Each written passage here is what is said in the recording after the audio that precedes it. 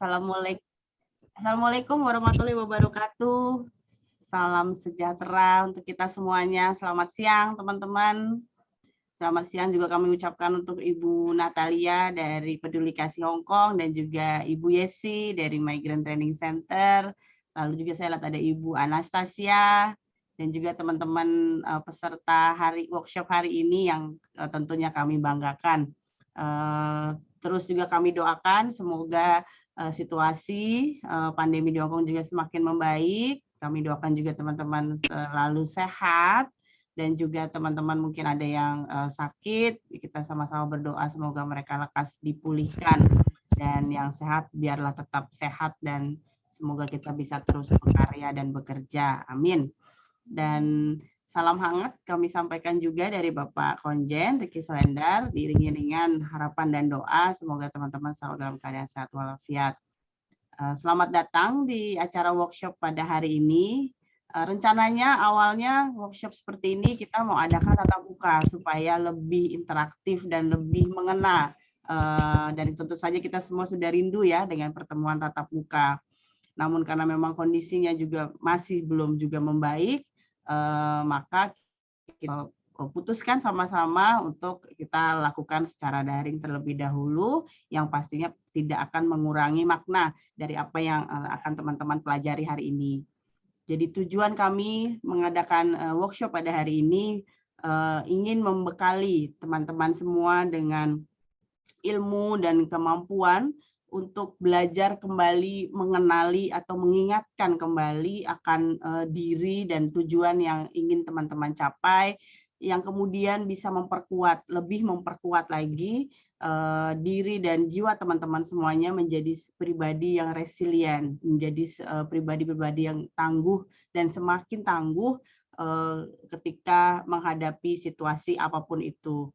Karena juga kami memahami bahwa bekerja di luar negeri itu adalah merupakan satu perjuangan tersendiri dan dengan banyak risiko yang dihadapi dan banyak kerikil-kerikil di perjalanan langkah kita ketika kita bekerja dan juga di kehidupan kita di luar negeri tentunya juga menimbulkan kecemasan ya tersendiri bagi setiap orang. Dan hal ini juga dialami tidak hanya teman-teman, cuman ya kita semua ya sebagai manusia biasa pastinya kita mengalami ujian, cobaan yang juga membuat kita merasa cemas dan membuat kita merasa kehilangan konsentrasi, kehilangan motivasi atau kehilangan inspirasi lah dalam perjalanan hidup kita. Nah, di sini kali ini kita akan banyak belajar nih dari Ibu Natalia dan juga Ibu Yesi bagaimana sih kita bisa meningkatkan self awareness, bagaimana kita bisa meningkatkan jiwa resiliensi kita supaya kita tetap kuat dalam menghadapi berbagai situasi dan juga bagaimana kita bisa terus bertumbuh menjadi pribadi-pribadi yang terus berguna untuk masyarakat sekitar. Ya, jadi dengan menjadi pribadi yang resilient, kita bisa menjadi lebih mampu beradaptasi di berbagai situasi sulit. Kita bisa mampu memikirkan kembali langkah-langkah yang perlu kita ambil sama-sama dan akhirnya memampukan kita untuk melanjutkan perjalanan hidup kita ke arah yang kita tuju, yang kita inginkan dari seorang pribadi. Jadi hari ini dan juga nanti 10 April kita akan sama-sama belajar hal ini dan kiranya ini pasti akan sangat berguna untuk teman-teman semuanya dan nantinya ya ketika teman-teman sudah mempunyai bekal yang cukup itu teman-teman juga bisa menularkan hal-hal yang teman-teman dapat menjadi inspirasi positif buat teman-teman sekitarnya yang juga pastinya mengalami hal-hal yang pernah kita alami. Ya, jadi kita akan sama-sama belajar, kita akan dapat ilmu dan juga nantinya kita di masa depan bisa membagikan kembali ilmu yang kita dapat. Seperti itu. Ya, semoga teman-teman acara ini dan juga ilmu yang didapatkan sama teman-teman menjadi melengkapi apa yang sudah pernah teman-teman dapatkan ataupun akan melengkapi perjalanan dan tujuan hidup yang ingin teman-teman capai. Nah, ini saya perkenalkan ada Ibu Natalia dan Ibu Yesi. Selamat siang. Nah, Bu Natalia dan Bu Yesi akan memandu ya acara workshop pada hari ini. Sekian dari saya. Wassalamualaikum warahmatullahi wabarakatuh. Waalaikumsalam warahmatullahi wabarakatuh. Silakan Ibu Natalia, Bu Yesi. Ya, terima kasih Bu Elvani. Terima kasih teman-teman semuanya. Selamat siang. Selamat siang. Selamat siang. Saya Natalia, bisa dipanggil Bu Natalia, bisa juga dipanggil Kak Natalia, Mbak Natalia. Ya, terserah kalian enaknya memanggil saya apa aja, oke. Ya, saya dari Peduli Kasih Hong Kong. Pada hari ini saya juga ditemani nih oleh Ibu Yesi. Halo Bu Yesi. Halo Bu Natalia. Ya, Bu Yesi teman-teman udah pasti kenal ya dari Migrant Training Center.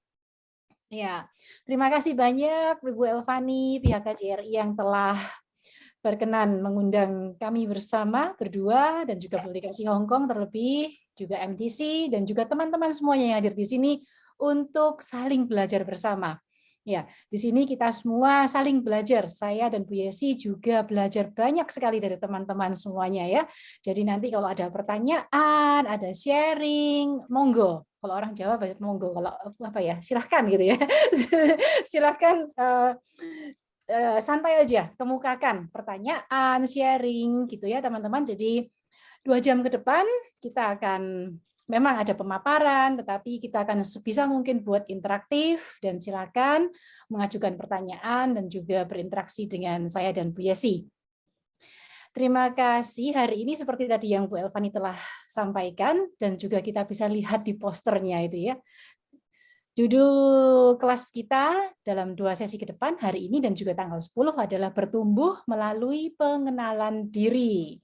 Ya, teman-teman, kalau kita semua tahu ya bahwa untuk menjadi pribadi yang sehat secara utuh itu perlu dimulai dari mengenal diri kita, Maka dari itu pada hari ini dan juga tanggal 10 nanti diharapkan dengan berjalan bersama, belajar bersama, kita bersama-sama bisa mengenal diri kita lebih baik. Ya, dan setelah itu kita bisa menjadi pribadi yang lebih tangguh dan bertumbuh. Jadi lebih lagi, satu step move forward gitu ya, satu step dari kita yang sebelumnya. Begitu. Oke, saya akan share screen.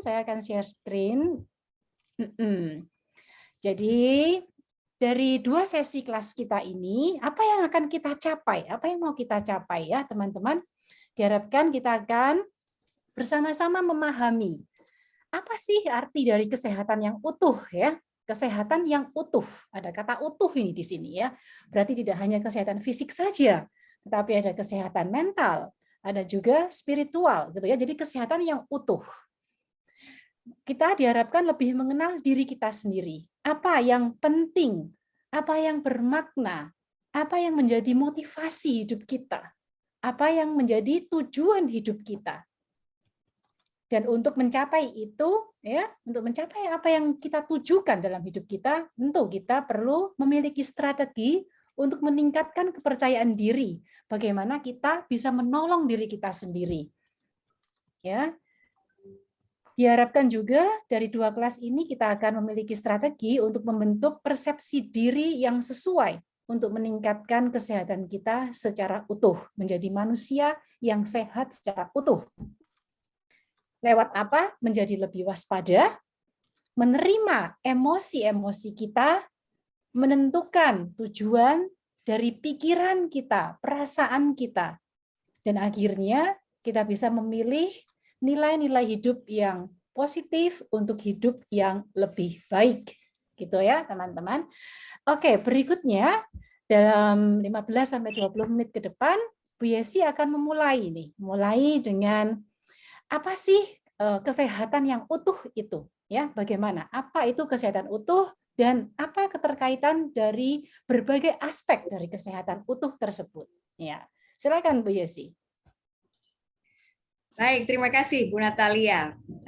Teman-teman, terima kasih untuk perjumpaan kita hari ini. Walaupun kami tahu bahwa ini adalah hari libur teman-teman dan mungkin karena keadaan sudah mulai sedikit kembali normal ya. Jadi teman-teman yang lama sudah tidak libur, mungkin hari ini sudah bisa sedikit menikmati untuk keluar ya, tetapi hari ini masih mau mengambil dan menyisihkan waktu sekitar 2 jam untuk bersama-sama dengan KJRI dan kami belajar bersama. Karena kita tahu teman-teman seperti apa yang disampaikan oleh Bu Natalia, materi kita hari ini tidak hanya berguna ketika kita menghadapi masa sulit seperti mungkin yang baru saja kita alami COVID ya, COVID dan Omikron dan hal-hal yang mungkin kita alami di dalam pekerjaan kita sehari-hari, tetapi ini akan berguna sampai ya selama hidup kita untuk mengenal diri kita sendiri, seperti juga apa yang dikatakan oleh Elvani. Jadi untuk menyelaraskan apa yang terkait dengan bagaimana merawat diri kita ini dikatakan kita harus menyeimbangkan wellness. Nah, wellness ini apa toh Kak Yesi? Wellness ini apa? Nah, wellness ini adalah kalau kita mau mengatakannya secara teori, ya ini adalah proses aktif, disadari dan disengaja di mana seseorang menyadari dan membuat pilihan hidup untuk mencapai eksistensi yang lebih memuaskan. Jadi kita menyadari keberadaan kita. Siapa kita? Apa yang kita butuhkan? Ya, secara aktif kita tahu apa yang kita mau, sehingga dengan sengaja kita mencari ya hal-hal yang kita perlukan untuk menunjang apa yang menjadi kebutuhan diri kita ini. Ya, jadi di sana kalau teman-teman bisa melihat di layar ini apa saja sih yang termasuk di dalam wellness atau apa yang termasuk dalam keseimbangan diri kita ini, kesejahteraan hidup kita ini. Ya, di sana dikatakan ada fisik, ya, ada spiritual, ada emosional, ada lingkungan, finansial ini keuangan, pekerjaan, sosial, intelektual, atau kemampuan diri. Jadi ada 8. Dan semuanya ini terhubung, teman-teman yang terkasih. Jadi berkaitan satu dengan yang lain. Kalau ada satu yang timpang, atau satu yang kurang, ini akan pasti mempengaruhi yang lain. Ya, misalnya katakanlah contoh, wah hari ini saya butuh di Indonesia telepon, butuh banyak uang nih, ada keperluan mendadak, padahal saya sudah nggak punya. Nah, finansial kita terganggu. Akhirnya kita yang finansialnya terganggu ini pekerjaan kita jadi nggak konsen. Pekerjaan kita nggak konsen secara fisik, oh mungkin akhirnya migrain, akhirnya sakit, akhirnya nah macam-macam. Jadi satu dengan yang lain itu saling menunjang, saling terkait, dan ini cara kita bagaimana menyeimbangkan ke-8 faktor yang mempengaruhi hidup kita ini. Nah, jadi jika salah satu aspek terabaikan, maka juga berdampak kepada kualitas hidup kita. Lanjut Ibu. Nah, apa saja sih aspek wellness ini? Kalau teman-teman mau tahu, tadi sudah dijabarkan. Pertama ada fisik yang menyangkut kondisi tubuh secara keseluruhan, keadaan diri kita. Seperti kalau kita mau dikatakan hidup kita ini selaras atau sejahtera, wellness-nya ini seimbang, berarti kita nggak pernah, mungkin ya sakit ada, tapi jarang punya sakit yang biasanya ini timbul ketika kita mungkin punya masalah ya atau sedang stres. Misalnya kalau aku pikiran atau ada beban tiba-tiba mah saya sakit Bu Yesi. Nah, mah saya ini sakit sekali. Nah, ini ada yang berarti ada yang tidak imbang ya. Tingkat kebugaran tubuh merasa gampang lelah ya, dan perawatan tubuh kita ini harus seimbang. Jadi kalau kita lihat di sebelah kanan dari tabel kita ini, teman-teman, nah apa sih yang bisa kita lakukan untuk bisa menyeimbangkan fisik kita ini? Di sana kita bisa berolahraga. Oh, olahraga terus Kak, tiap hari kerjanya dari jam 9 sampai jam 12 malam. Ini olahraga ini, atau jam 7 pagi sampai jam 12 malam. Kan gerak terus, tapi beda ya teman-teman. Ketika kita bekerja, kita melakukan rutinitas, ya seperti menyapu, memasak, membersihkan rumah, itu berbeda dengan olahraga. Sehingga memang olahraga ini kalau kita katakan beda dengan kita beraktivitas biasa. Makanya namanya exercise, latihan raga, ya, latihan raga. Bagaimana? Apakah teman-teman ini ada yang mencoba untuk paling tidak 15 menit saja stretching ya, seperti itu. Kemarin teman-teman Peduli Kasih melakukan hal itu untuk teman-teman yang isoman dan itu sangat baik. Karena berbeda ya, olahraga dan bekerja itu berbeda. Saya jalan Kak tiap hari ke pasar, ngantar anak ke sekolah dan lain-lain. Tapi sekali lagi itu beda teman-teman. Jadi usahakan teman-teman juga bisa mengolah tubuh teman-teman, minum air dan makanan yang sehat ya. Mencoba untuk menyeimbangkan menu diet teman-teman. Jadi kalau diet itu bukan sama sekali tidak makan, tetapi bagaimana membuat nutrisi dan pola makan itu seimbang. Ya sayurnya, ya protein hewaninya, protein nabatinya, ya karbohidratnya, buah-buahan, semua itu seimbang.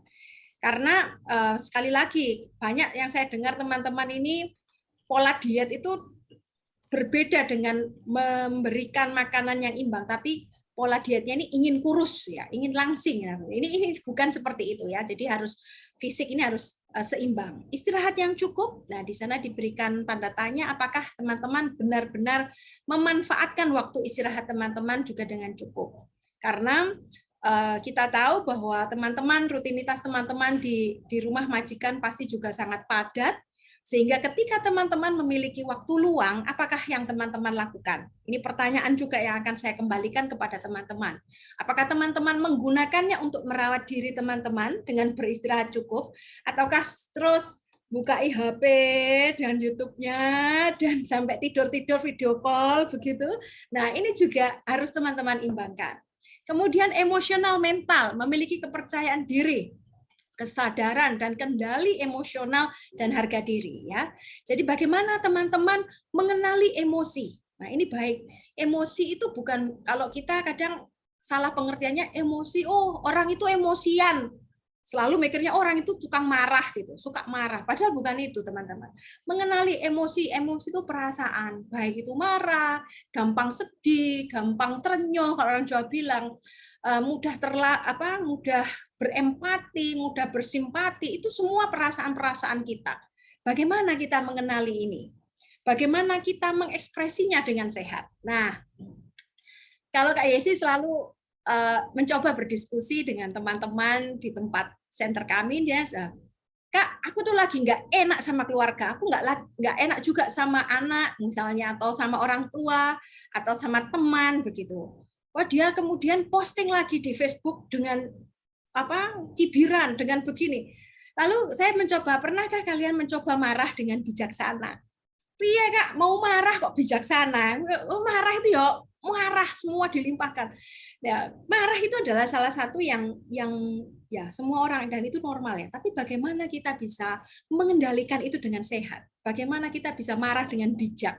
Nah, ini yang terkadang teman-teman yang pasti tadi dikatakan oleh Bu Natalia, kuncinya yang pertama adalah kenali itu dulu. Terimalah itu. Ya, terimalah itu. Mbak Ketut mengatakan marah yang elegan. Ya, oke. Ya, jadi terima itu adalah bagian dari dirimu, dari diri kita. Dan bagaimana kita mengekspresikannya dengan sehat. Ya, apakah kita nyaman dengan diri kita sendiri?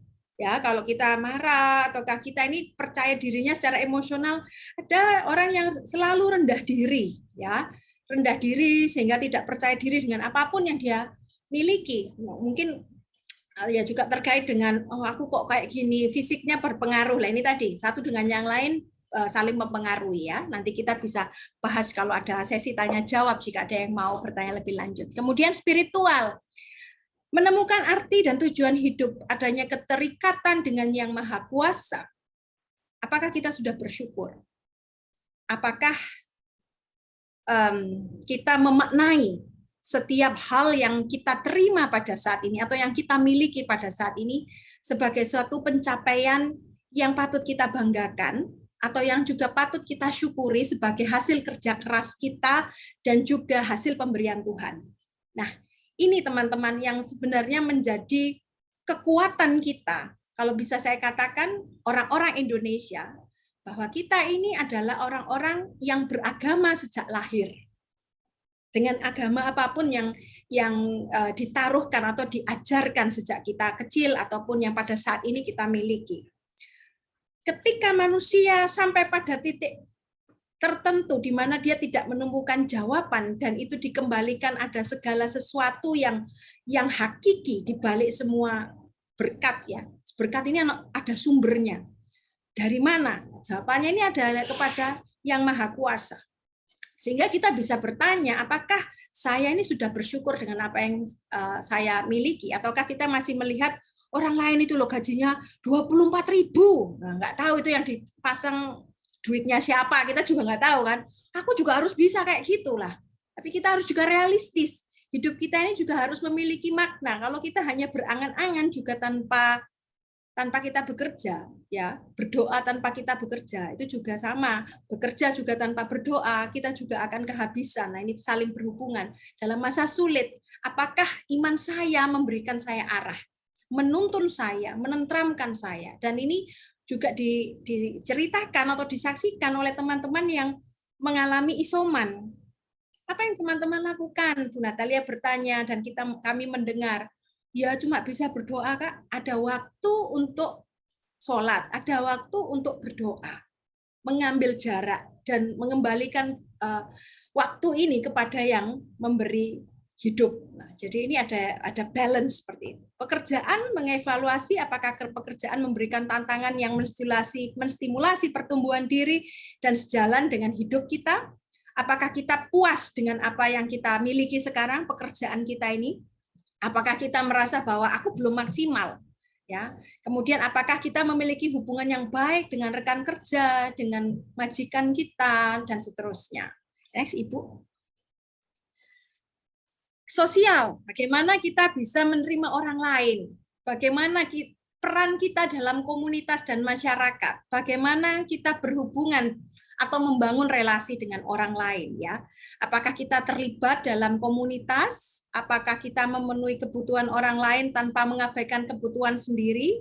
Nah, apakah kita juga bisa menerima keberagaman di sekitar kita, bahwa keberagaman ini tidak hanya dalam status kita beragama ataupun status kita dalam masyarakat, tetapi juga berani menerima perbedaan pendapat dari atau keberagaman pendapat yang dimiliki oleh orang lain. Nah, dalam contoh kecil saja lingkungan keluarga, kita tidak usah dulu berbicara soal komunitas. Kita berkaca dulu dalam lingkungan keluarga kita. Apakah kita termasuk perempuan-perempuan yang mau atau bisa menyuarakan pendapat kita, dan kita juga mau menerima perbedaan pendapat, baik itu dari pasangan hidup kita, dari orang tua, ataupun dari anak. Ataukah kita termasuk perempuan-perempuan yang pokoknya saya sebagai ibu sudah ngomong seperti ini, anak nggak boleh bantah.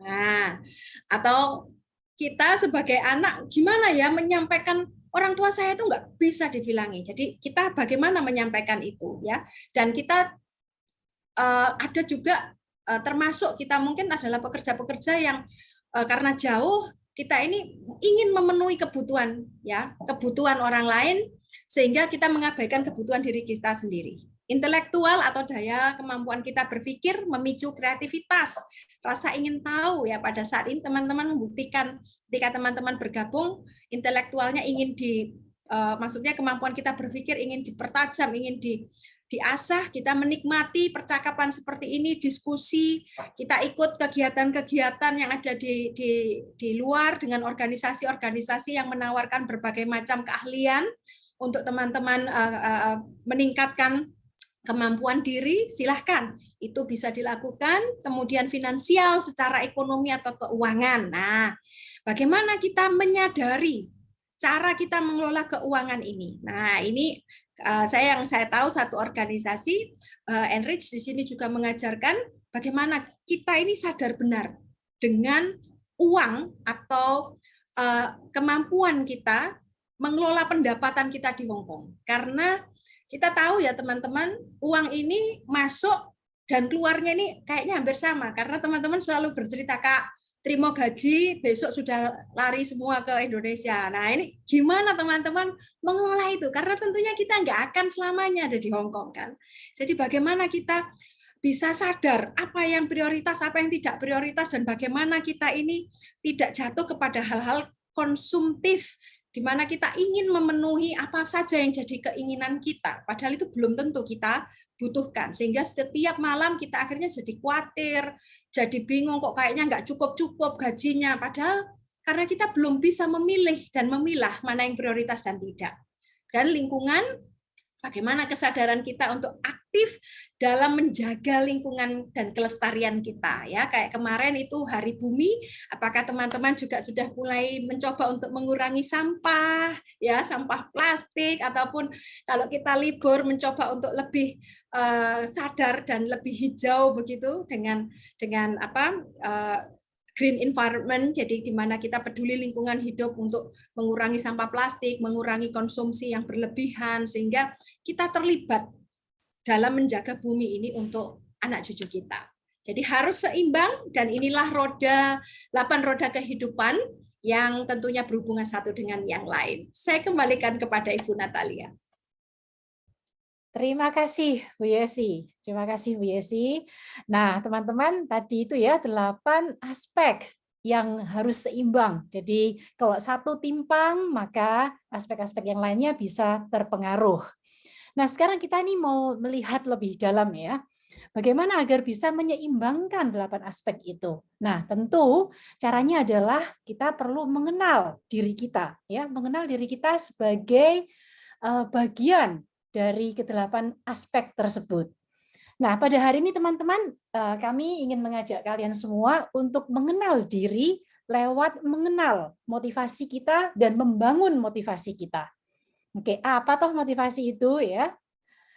Oke, ada beberapa pertanyaan di awal yang bisa kita refleksikan bersama-sama. Juga ini ada satu kisah ya. Seperti yang bisa kalian lihat, ada seorang filsuf yang bernama Abu Hamid Muhammad bin Muhammad, dikenal dengan Al-Ghazali. Pada saat itu beliau bertemu dengan kawanan perampok. Imam Al-Ghazali ini adalah seorang ulama yang cukup terkenal pada waktu itu ya, ahli pikir, ahli filsafat Islam yang terkemuka. Memberikan banyak sumbangan bagi perkembangan kemajuan kita semua. Beliau adalah orang yang sangat sederhana. Beliau dipanggil Al-Ghazali karena ayahnya adalah seorang pemintal benang tenun. Apa yang terjadi pada imam ini? Pada suatu hari, pada saat Imam Al-Ghazali berpergian, beliau dicegat oleh sekelompok perampok, teman-teman. Ya, pada saat itu karena beliau selalu hidup dengan sederhana, ya, beliau tidak memiliki uang atau harta benda yang berharga yang bisa diberikan untuk para perampok itu. Yang ada pada dirinya pada saat itu hanyalah kitab-kitab hasil tulisan tangannya dia sendiri. Kitab-kitab hasil tulisan tangan. Kitab-kitab itu karena hanya ada itu di tangannya dia, sehingga perampok ya merampoklah hasil tulisan dia, kitab-kitab yang ada di tangannya dia. Apa respons dari Imam Al-Ghazali adalah Al-Ghazali meminta agar kitab-kitab itu dikembalikan. Mengapa? Karena menurut beliau, kitab-kitab itu sangat berharga. Ya, tetapi apa yang direspons oleh para perampok? Para perampok itu tertawa, mengejek Al-Ghazali. Bagaimana itu bisa berharga? Itu kan hanya kitab yang ada di tanganmu, hanya hasil tulisanmu. Gitu ya. Jadi mereka tidak mengerti mengapa itu bisa berharga dalam hidup Al-Ghazali. Ya. Tetapi teman-teman, mari kita lihat bagaimana Al-Ghazali merespons ejekan dari perampok ini, ya. Seperti yang bisa kalian lihat, perampok itu mengejek beliau dengan mengatakan, untuk apa sih kamu itu belajar kalau kamu masih tergantung pada buku? Ilmu itu ada di dada kamu, bukan di buku. Ya, tetapi karena Al-Ghazali bersikukuh untuk agar para perampok tidak merampok kitab-kitab tersebut, karena kitab-kitab tersebut sangat berharga bagi dia, ya, maka akhirnya perampok itu mengembalikan kitab-kitab kepada Al-Ghazali. Tetapi teman-teman seperti halnya juga kita semua ya. Jadi pengalaman hidup yang seperti ini, dirampok atau ya pengalaman hidup yang negatif itu menghentak psikologis yang masuk dalam kedalaman hati kita. Termasuk juga menghentak psikologis masuk ke dalam hati dan pribadi Al-Ghazali. Yang mau kita garis bawahi pada siang hari ini, hentakan psikologis yang masuk di dalam hatinya, yang membuat satu trauma di dalam hidup Al-Ghazali pada saat itu mampu ia respons dengan cara yang positif. Ya, jadi beliau mampu melihat kejadian yang tidak enak itu atau kejadian yang menyakitkan dirinya itu sebagai kesempatan untuk bertumbuh, teman-teman. Kita lihat di sini bahwa Imam Al-Ghazali termotivasi justru karena pengalaman yang tidak enak tersebut. Justru karena pengalaman yang tidak enak tersebut, maka beliau kemudian memutuskan untuk belajar, menghafal semua kitab-kitabnya. Ya, jadi beliau menghafal semua kitab-kitabnya. Nah, dari sini kita belajar bahwa sekalipun hal yang negatif, sekalipun peristiwa yang menerenyuhkan atau menyakitkan kita semua, itu bisa menjadi satu motivasi besar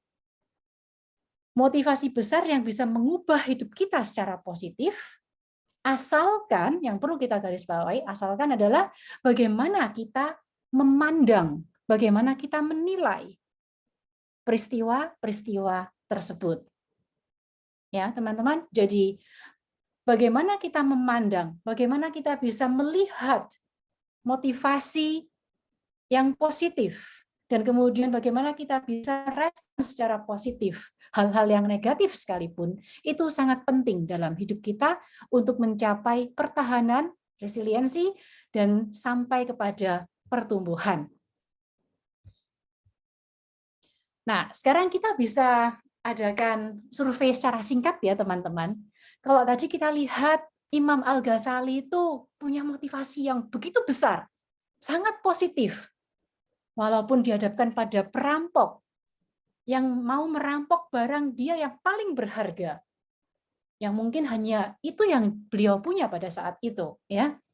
Nah, sekalipun dia dihadapkan pada posisi yang sangat sulit, tetapi dia bisa merubah posisi yang sulit itu menjadi satu kesempatan untuk bertumbuh.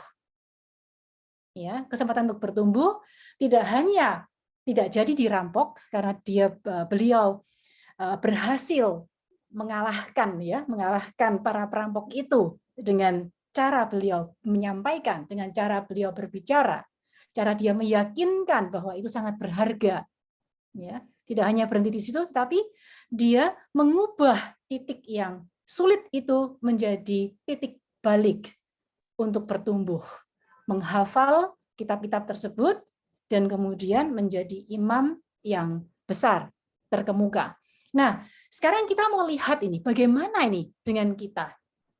Apakah kita punya motivasi yang sebesar itu juga? Ya, tidak ada jawaban yang salah, tidak ada benar, tidak ada salah, ya teman-teman. Karena memang motivasi yang ada di diri kalian bisa berbeda dengan motivasi yang ada di diri saya. Bisa berbeda juga dengan motivasi yang ada di diri Bu Yesi. Jadi setiap dari kita itu unik dan berbeda, ya. Jadi tidak ada jawaban yang benar atau jawaban yang salah atau saya itu jawabannya A yang benar atau E yang benar ya Bu Natalia. Mana yang lebih baik, A, B, C, D atau E? Ya, sekali lagi tidak ada jawaban yang benar atau salah. Tetapi lewat survei singkat ini, mari kita mau melihat siapa diri saya, seberapa besar motivasi saya, di mana letak motivasi saya. Ya, kita mau lihat untuk melihat diri kita dengan lebih baik. Ya, nanti silakan teman-teman menjawab A, B, C, D, E. A itu sangat mengurangi motivasi saya untuk maju. Ya, udah pokoknya saya jadi stuck, saya tidak mau maju, gitu ya. B itu cenderung mengurangi motivasi saya untuk maju. Jadi saya tidak ingin maju, tetapi saya masih ada sedikit mau maju, gitu ya. C itu tidak mempengaruhi motivasi saya untuk maju. D cenderung meningkatkan motivasi saya untuk maju. Ya, E sangat meningkatkan. Oke, dari A, B, C, D, E, dari sangat mengurangi motivasi sampai ke E itu sangat meningkatkan motivasi. Ya, yang kata di garis bawah di sini adalah A itu sangat mengurangi, kalau E itu sangat meningkatkan motivasi saya untuk maju. Ya, ada beberapa soal di sini. Bisa dijawab di kertas kalian masing-masing. Ya, kalau ada yang bawa kertas, bagus kalau kalian ada kertas dan ada pulpen. Ya. Yang pertama ya teman-teman, coba diikuti. Karena ini untuk kita bersama-sama belajar nih, melihat sampai di mana sih motivasi saya. Ya. Pertama, ketika pekerjaan kalian diapresiasi nih, oleh majikan, oleh teman-teman, ya, atau oleh orang tua, oleh orang-orang dekat kalian, ketika pekerjaan kalian diapresiasi, dihargai atau dipuji, apa yang terjadi dengan motivasi kalian? Apa yang terjadi? Apakah karena diapresiasi, dihargai, dipuji, kemudian motivasi kalian untuk maju lebih itu menjadi lebih termotivasi? Kalau menjadi lebih termotivasi, jawabannya adalah E, ya kan? Kalau tidak termotivasi sama sekali, meskipun saya ini diapresiasi, meskipun saya dipuji bahwa saya telah menang atau mendapatkan atau berhasil mengalahkan emosi saya, atau berhasil menemukan diri saya lebih dalam, atau saya berhasil membantu majikan dengan lebih baik, ya. Ketika saya dipuji, tetapi saya ternyata tidak ngefek gitu kan? Saya juga tetap aja atau malah berkurang. Nah, itu pilih di A. Ya, tetapi kalau semakin termotivasi untuk maju, kita pilih di E, ya. A, B, C, D atau E. Oke, ditulis ya. Oke. Soal yang kedua. Ketika ada tanggung jawab yang besar ini untuk melakukan sesuatu. Ada tanggung jawab yang besar. Misalnya akhir-akhir ini itu kan banyak majikan-majikan yang positif COVID nih ya, positif Omikron. Tentu itu menjadi tanggung jawab yang besar bagi kalian untuk, contohnya adalah merawat majikan yang sakit atau mendampingi anak-anak mereka yang masih belum positif, tetapi karena orang tua mereka positif, maka mereka perlu didampingi. Sehingga tentu ada tanggung jawab yang sangat besar ini yang kalian lakukan. Nah, pada saat kalian diberi kepercayaan oleh majikan atau oleh siapapun ya untuk melakukan sesuatu yang besar atau punya dengan tanggung jawab yang besar, meskipun sesuatu yang sepertinya tidak besar, tapi tanggung jawabnya besar, ya. Apakah kalian termotivasi untuk melakukan itu? Sejauh apa kalian termotivasi untuk melakukan pekerjaan tersebut dengan tanggung jawab yang penuh? Ya. Oh, misalnya oh majikan positif. Saya diberi tanggung jawab untuk merawat dia, untuk masak, untuk merawat anak-anak dia dan sebagainya. Nah, pada saat kalian tahu kalian diberi tanggung jawab yang besar seperti itu, pada saat itu apa yang kalian rasakan dan pikirkan? Ya, apakah kalian langsung tergerak untuk melakukan atau untuk mengambil tanggung jawab itu secara penuh? Sejauh mana kalian mau atau bersedia mengambil tanggung jawab tersebut? Ya, kalau kalian sangat bersedia, sangat termotivasi untuk melakukan tanggung jawab yang penuh, maka pilihannya adalah E. Kalau kalian itu tidak terlalu termotivasi atau tidak termotivasi untuk melakukannya, maka pilihannya ke arah A, ya. Jadi A, B, C, D atau E. Baik, yang ketiga, ketika kita dikritik, teman-teman ya, dicela atau tidak dimengerti oleh orang lain. Bagaimana dengan motivasi kita untuk maju?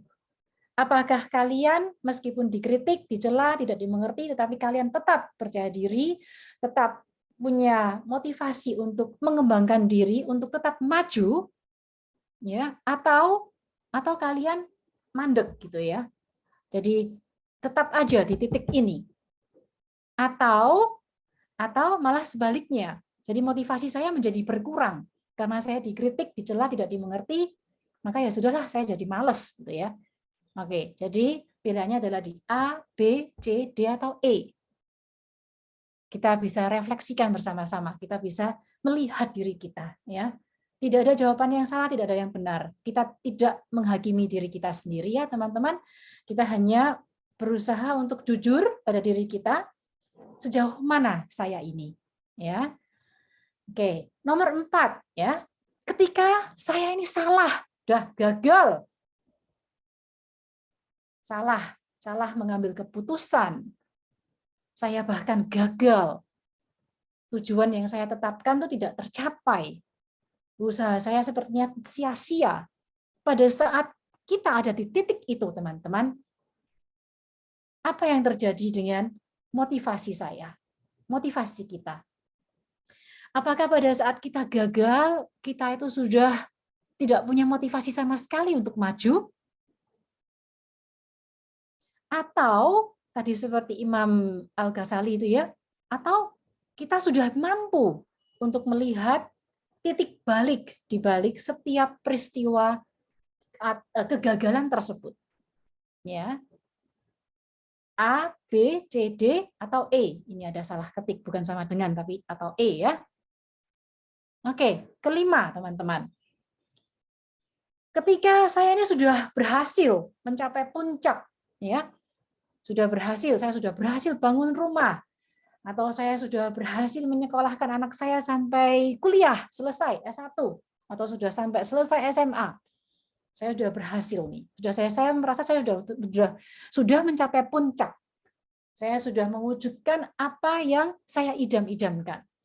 Nah, pada saat kalian ada di titik itu, mari kita lihat teman-teman ya. Bagaimana? Apakah saya masih mempunyai motivasi untuk maju? Selangkah lebih maju.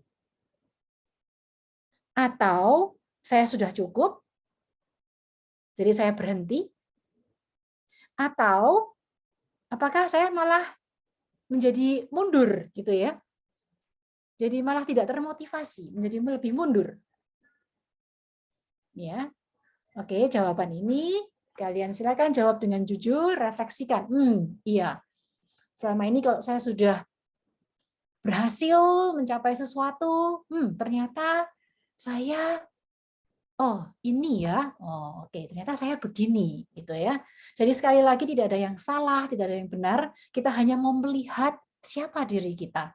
Kita mau menyadari siapa diri kita, kita mau menerima ya, menerima.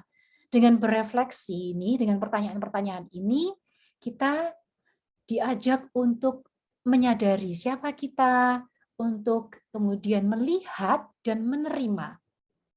Dan dari situ kita akan melihat, oh ternyata saya masih ada area yang bisa saya kembangkan.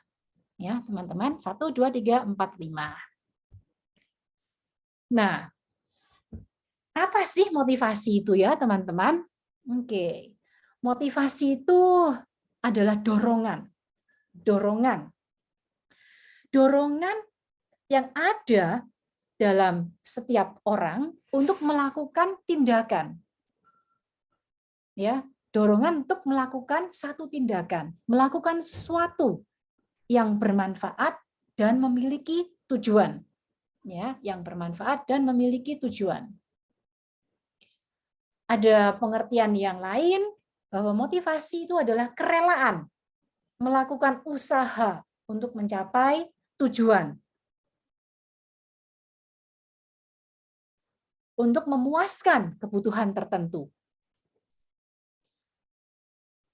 Ada pengertian yang lain, motivasi adalah kondisi internal dalam diri kita yang membangkitkan kita untuk bertindak. melakukan satu tindakan nyata, ya teman-teman. Seperti tadi, Imam Al-Ghazali termotivasi begitu besar, sehingga hal yang negatif pun kemudian bisa membangkitkan dia untuk bertindak secara nyata. Tindakannya adalah apa? Dengan menghafal kitab-kitab tersebut. Ya. Motivasi bisa mendorong kita untuk mencapai tujuan tertentu dan membuat kita tetap tertarik dalam kegiatan tertentu. Motivasi juga adalah rangkaian sikap dan nilai yang mempengaruhi kita untuk mencapai tujuan hidup kita. Ya, jadi pada intinya motivasi itu adalah dorongan yang ada di dalam diri kita untuk menggerakkan kita untuk bertindak, melakukan satu tindakan untuk mencapai tujuan yang telah kita tentukan. Gitu ya, teman-teman. Nah, tadi apa nih sekarang kaitannya? Motivasi tadi 1 2 3 4 5 itu, ya kan? A B C D E. Apa nih kaitannya dengan roda yang tadi 8 aspek itu, ya, teman-teman? Oke. Teman-teman, motivasi di sini seperti yang kalian lihat ya, supaya nggak bingung. Mudah-mudahan tidak bingung ya melihat merah semuanya di sini. Keterkaitan motivasi dengan kepercayaan kita, di sini adalah lebih pada personal belief, jadi nilai hidup kita, kepercayaan dasar kita, dengan tingkah laku kita, dan juga tindakan aktif, tindakan konkret yang kita lakukan. Ada kaitan yang seperti ini, teman-teman. Ya. Jadi nilai hidup kita, termasuk juga kepercayaan diri kita, tanggung jawab kita, ya, atau nilai-nilai dasar, kepercayaan dasar, pola berpikir kita, kesan kita terhadap diri kita, baik itu kesan yang negatif ataupun kesan yang positif, ya, itu ada kaitannya dengan motivasi. Ya, tentu ya. Jadi misalnya tadi contohnya Imam Al-Ghazali ini ya. Kita semua percaya bahwa karena beliau memiliki nilai-nilai hidup. Tadi kejujuran. Kalau kita bisa simpulkan ya, kejujuran, keberanian, ya, menghargai sesuatu yang kelihatannya tidak berharga di orang lain. Nah, nilai-nilai seperti itu yang kemudian menumbuhkan motivasi dia untuk melakukan tindakan nyata. Tindakan nyatanya adalah berani berbicara kepada perampok bahwa itu ada berharga, tolong kembalikan, jangan dirampok. Nilai hidup dia bertanggung jawab dan juga menghargai hal yang kecil sekalipun, itu juga memotivasi dia untuk menghargai kitab tulisan tangan dia, dan dari situ dia tergerak, termotivasi untuk menghafalkan. Mengapa? Agar kalau misalnya dirampok, sekalipun oleh perampok-perampok tersebut, ya, atau di lain waktu, misalnya hilang atau dirampok lagi, gitu ya, dia juga sudah hafal. Dan tidak berhenti di situ, dia mengembangkan apa yang telah dia hafal, apa yang dia tulis. Itu menjadi ilmu yang lebih untuk kemajuan manusia, untuk kemajuan kita semua. Jadi itu kaitan antara personal value, nilai yang ada di hidup kita, kesan kita terhadap diri kita sendiri, kesan kita juga terhadap orang lain, itu terkait dengan motivasi dalam diri kita, ya. Dan tentunya kemudian motivasi terkait dengan apa yang kita lakukan, tingkah laku kita dan tindakan aktif dan tindakan konkret atau performance kita. Nah, sekarang ini kita mau rileks sebentar ini ya. Kalau ada yang mau buka mic, silakan ya teman-teman, atau mau di kolom chat juga silakan. Ada beberapa pertanyaan tanda tanya nih. Ini mitos atau fakta sih, gitu ya. Mari kita lihat bersama-sama. Yang pertama teman-teman ya, kalau yang mau buka mic silakan ya teman-teman ya, kalau mau jawab langsung ya. Motivasi adalah sesuatu yang Anda miliki atau tidak miliki. Nah, jadi menurut miliki. Ini Mbak Ketut. Terima kasih Mbak Ketut. Terima kasih Ketut. Mungkin ada teman lain yang mau jawab? Tentu kita miliki, Bu. kita miliki. Karena ya setiap kejadian pasti kita akan termotivasi dengan kejadian tersebut begitu. Oke, baik. Ya, terima kasih ya. Terima kasih sudah menjawab. Bisa di-unmute kembali nanti kalau sudah mau menjawab lagi bisa di-unmute lagi ya. Oke, teman-teman, jadi memang benar ya di fakta. Ini fakta. Berarti memang kita semua memiliki motivasi. Ya, kita semua memiliki motivasi. Cuman memang levelnya itu bisa berbeda-beda. Ya, ada orang yang sekarang ini motivasinya tinggi sekali. Tapi ada yang masih lemah gitu kan ya. Tetapi pasti di dalam setiap diri kita memiliki motivasi, tetapi itu tadi dengan tingkat motivasi yang berbeda pada setiap orang. Ya, maka dari itu tadi dari 5 pertanyaan itu kita diajak untuk melihat diri kita sampai sejauh mana motivasi di dalam diri kita. Yang kedua, teman-teman, apakah menurut kalian ya Anda harus termotivasi nih sebelum memulai sesuatu? Anda harus termotivasi sebelum memulai sesuatu? Tidak. Harus termotivasi karena untuk mencapai pencapaian yang lebih maksimal. Oke, tadi juga ada jawaban yang tidak ya. Terima kasih ya, Mbak. Iya, saya menjawab tidak, Bu. Bagaimana? Mengapa Mbak Ketut menjawab tidak? Untuk melakukan sesuatu kadang kita tidak perlu motivasi, tapi saat kita udah siap untuk menerima itu sebagai tantangan, dalam perjalanan kita akan menjadi motivasi tersendiri. Tumbuhlah motivasi itu. Oke, terima kasih. Dua teman kita yang sudah menjawab tadi. Oke, kita lihat ya teman-teman. Di sini. Silakan dibaca. Ya. Ya, kita jangan menunggu. Ya, teman-teman, jangan menunggu. Contoh gampangnya begini. Omikron ini ya, dan kita nggak pernah ada yang mau positif gitu ya. Bahkan kita juga nggak ada yang mau kita harus merawat majikan kita yang positif, atau kita juga nggak ada yang mau untuk sebenarnya untuk bekerja banting tulang setengah mati gitu kan. Kita juga nggak ada yang mau meninggalkan anak-anak kita di Indonesia, begitu ya sebenarnya ya. Jadi jangan menunggu, ya, jangan menunggu. Jadi memang seringkali atau kadang-kadang itu ada beberapa hal di dalam hidup kita yang kita tidak bisa menunggu. Maksud saya tidak bisa menunggu motivasi itu datang, barulah kita melakukan sesuatu. Misalnya kita tidak mau, tentu kita sebenarnya kalau bisa memilih gitu ya, kalau bisa memilih merawat majikan yang positif atau tidak merawat, tentu kita sebenarnya kalau mau jujur kita akan takut terinfeksi gitu kan ya. Oke. Tetapi karena jiwa kita, karena kita memang tersentuh gitu ya, mungkin karena tersentuh, mungkin karena majikan ini membutuhkan gitu ya. Tapi belum ada motivasi yang sebenarnya sangat tinggi dalam diri saya. Oh ya, saya akan lakukan. Belum ada sebenarnya ya. Ya, mungkin belum muncul. Mungkin masih ragu-ragu untuk melakukan hal itu. Nah, tetapi teman-teman, mari untuk sesuatu hal itu kalau hal itu tentu kalau ini halnya positif ya, untuk tujuan yang positif ya, mari kita jangan menunggu motivasi itu harus datang dulu, atau jangan menunggu motivasi itu harus tinggi dulu baru kita melakukan, gitu ya. Ya, memang sangat sulit untuk melakukan langkah yang pertama. Jadi langkah yang pertama saya mau memandikan anak majikan yang positif misalnya, itu kan sulit sekali ya. Nah, tetapi saya mau mencoba untuk melangkah itu. Ya, ini contohnya ini ya. Jadi kadang-kadang kita itu memang sulit untuk membuat keputusan langkah pertama.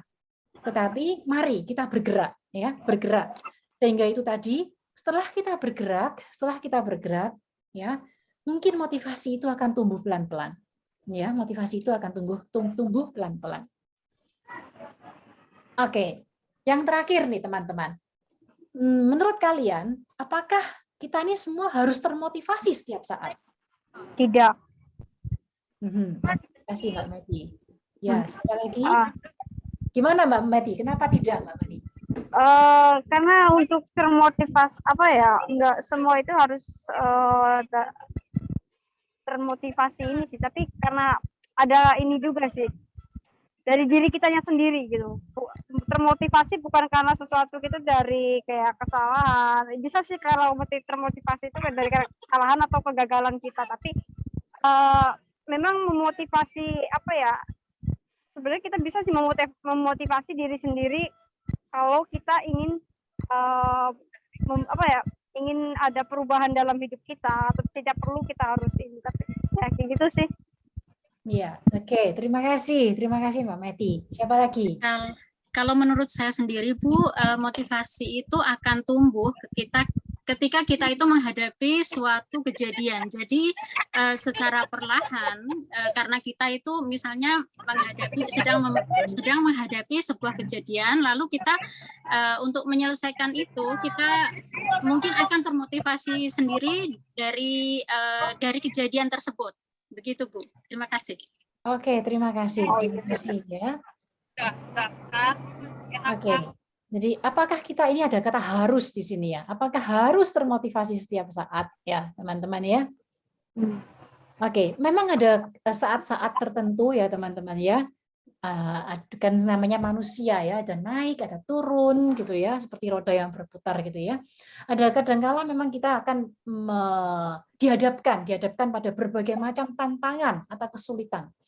Jadi memang kadangkala motivasi kita bisa memudar, ya, atau bahkan kita mau menyerah gitu ya, menyerah, sudahlah, saya sudah tidak punya, saya sudah stuck, saya sudah berhenti.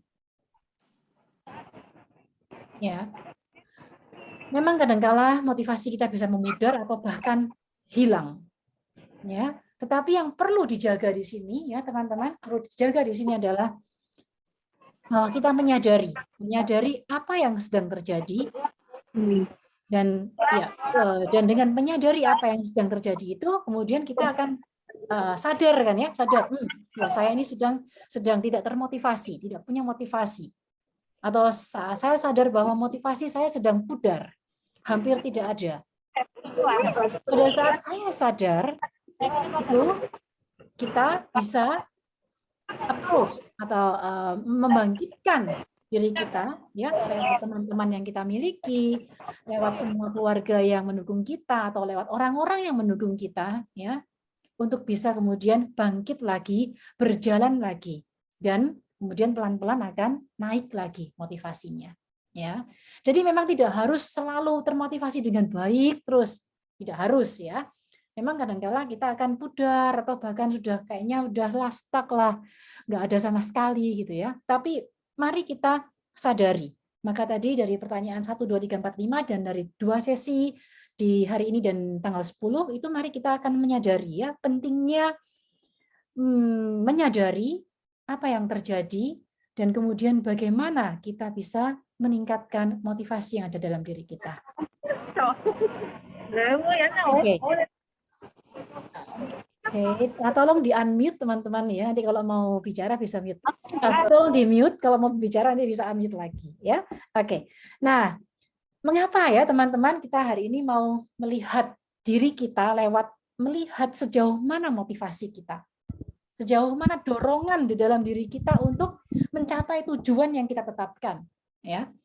Karena menurut Sadirman, motivasi ini punya 3 fungsi, teman-teman.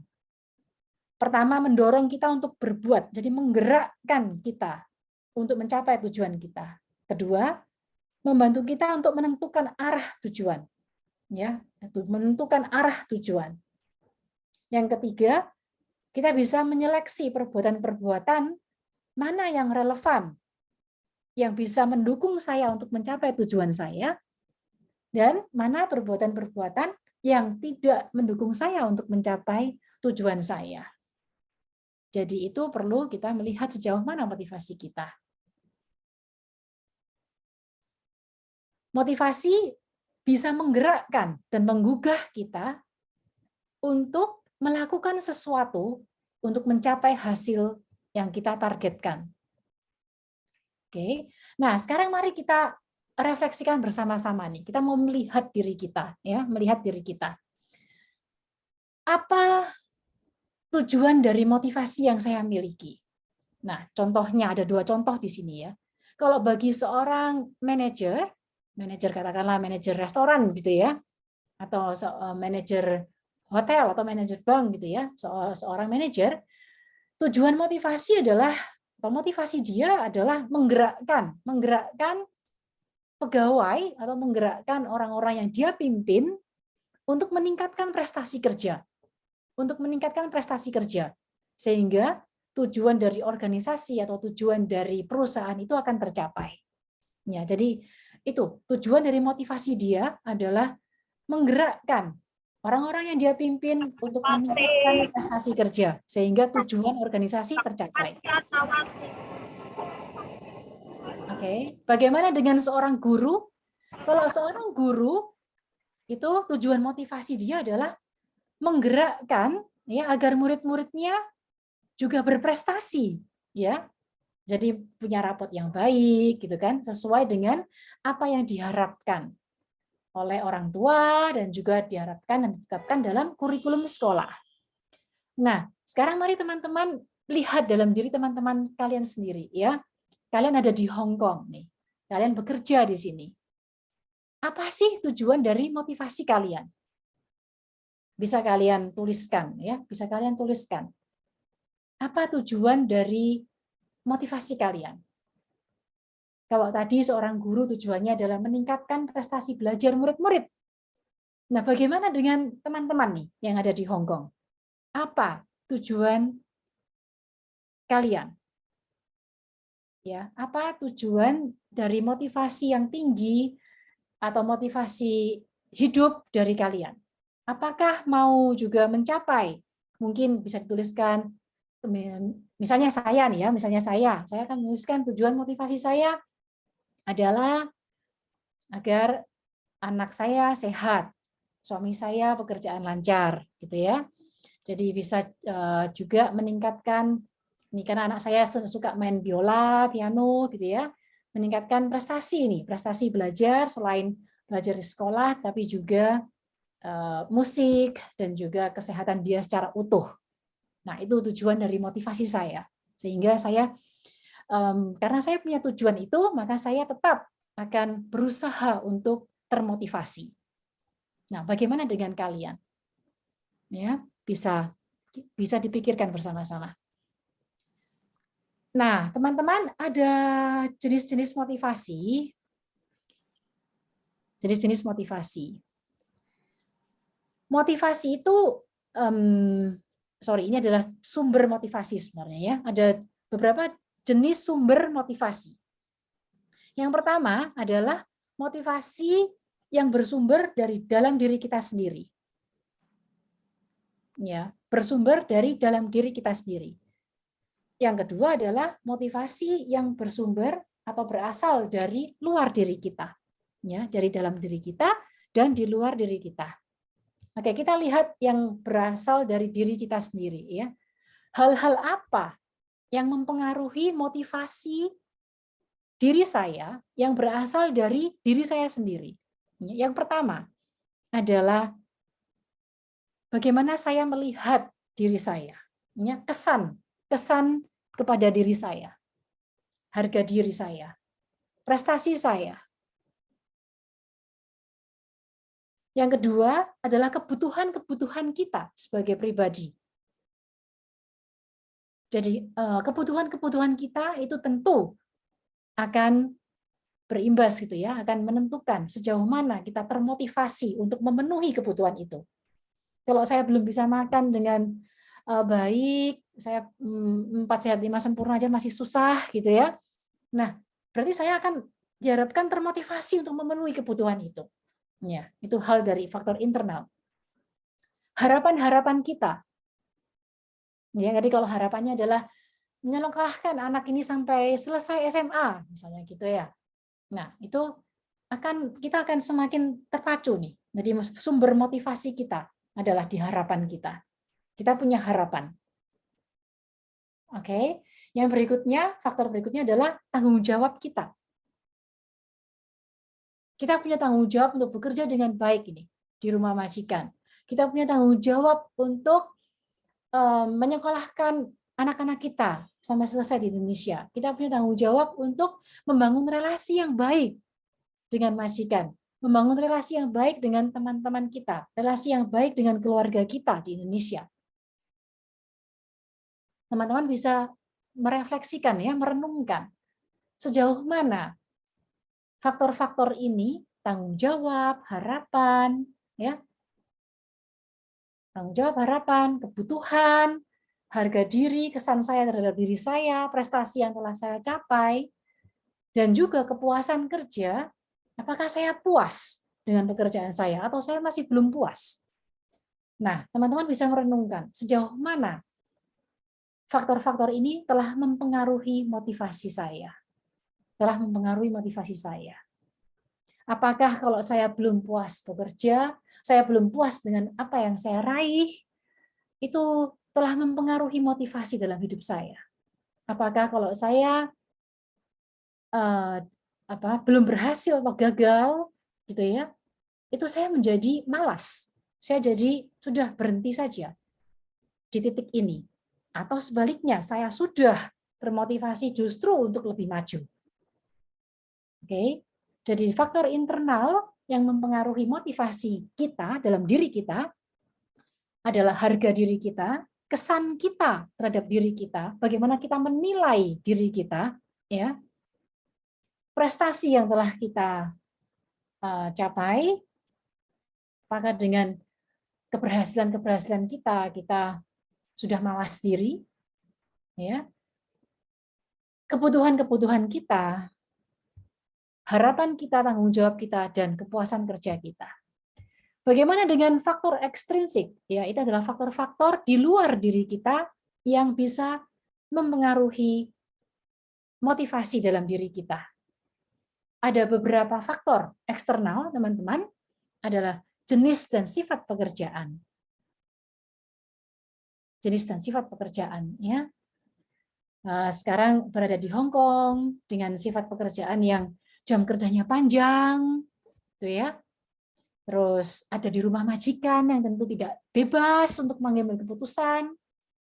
Nah, sejauh mana pekerjaan, jenis dan sifat pekerjaan kalian ini memotivasi kalian untuk maju, atau apakah jenis dan sifat pekerjaan ini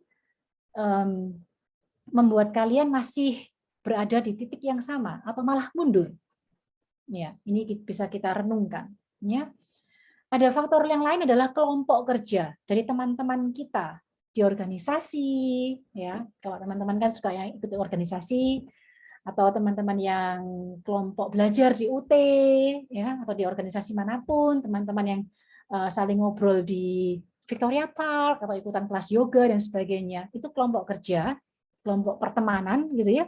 Organisasi kecil atau komunitas kecil, itu juga bisa mempengaruhi motivasi kita. Kondisi kerja tentu ya teman-teman, kondisi kerja. Karena kalau kondisi kerja itu kondusif sesuai dengan harapan kita, maka kita akan lebih gembira, gitu ya. Kita bisa bekerja dengan lebih baik. Keamanan dan keselamatan kerja dan hubungan interpersonal. Hubungan kita satu sama lain dengan teman-teman kita, majikan kita, dan keluarga kita, atau guru kita, dan semua orang di sekitar kita. Nah, itu beberapa faktor eksternal yang bisa mempengaruhi motivasi saya menjadi lebih mundur, atau tetap, atau mau maju, gitu ya. Jadi, itu yang bisa mempengaruhi faktor internal dan faktor di luar kita, eksternal. Oke. Jadi kalau kita kembalikan ke dalam roda yang 8 tadi itu ya, fisik. Jadi tidak boleh ada satupun yang kurang gitu kan ya teman-teman ya, untuk bisa dikatakan sejahtera, untuk bisa dikatakan sehat nih secara utuh. Sehat ya secara utuh. Ada fisik, emosional, atau mental, spiritual, pekerjaan, sosial, intelektual, finansial, dan lingkungan. Sekarang kita lihat dari 8 aspek ini, contoh-contoh motivatornya apa yang bisa membuat aspek 8 aspek ini tetap terjaga.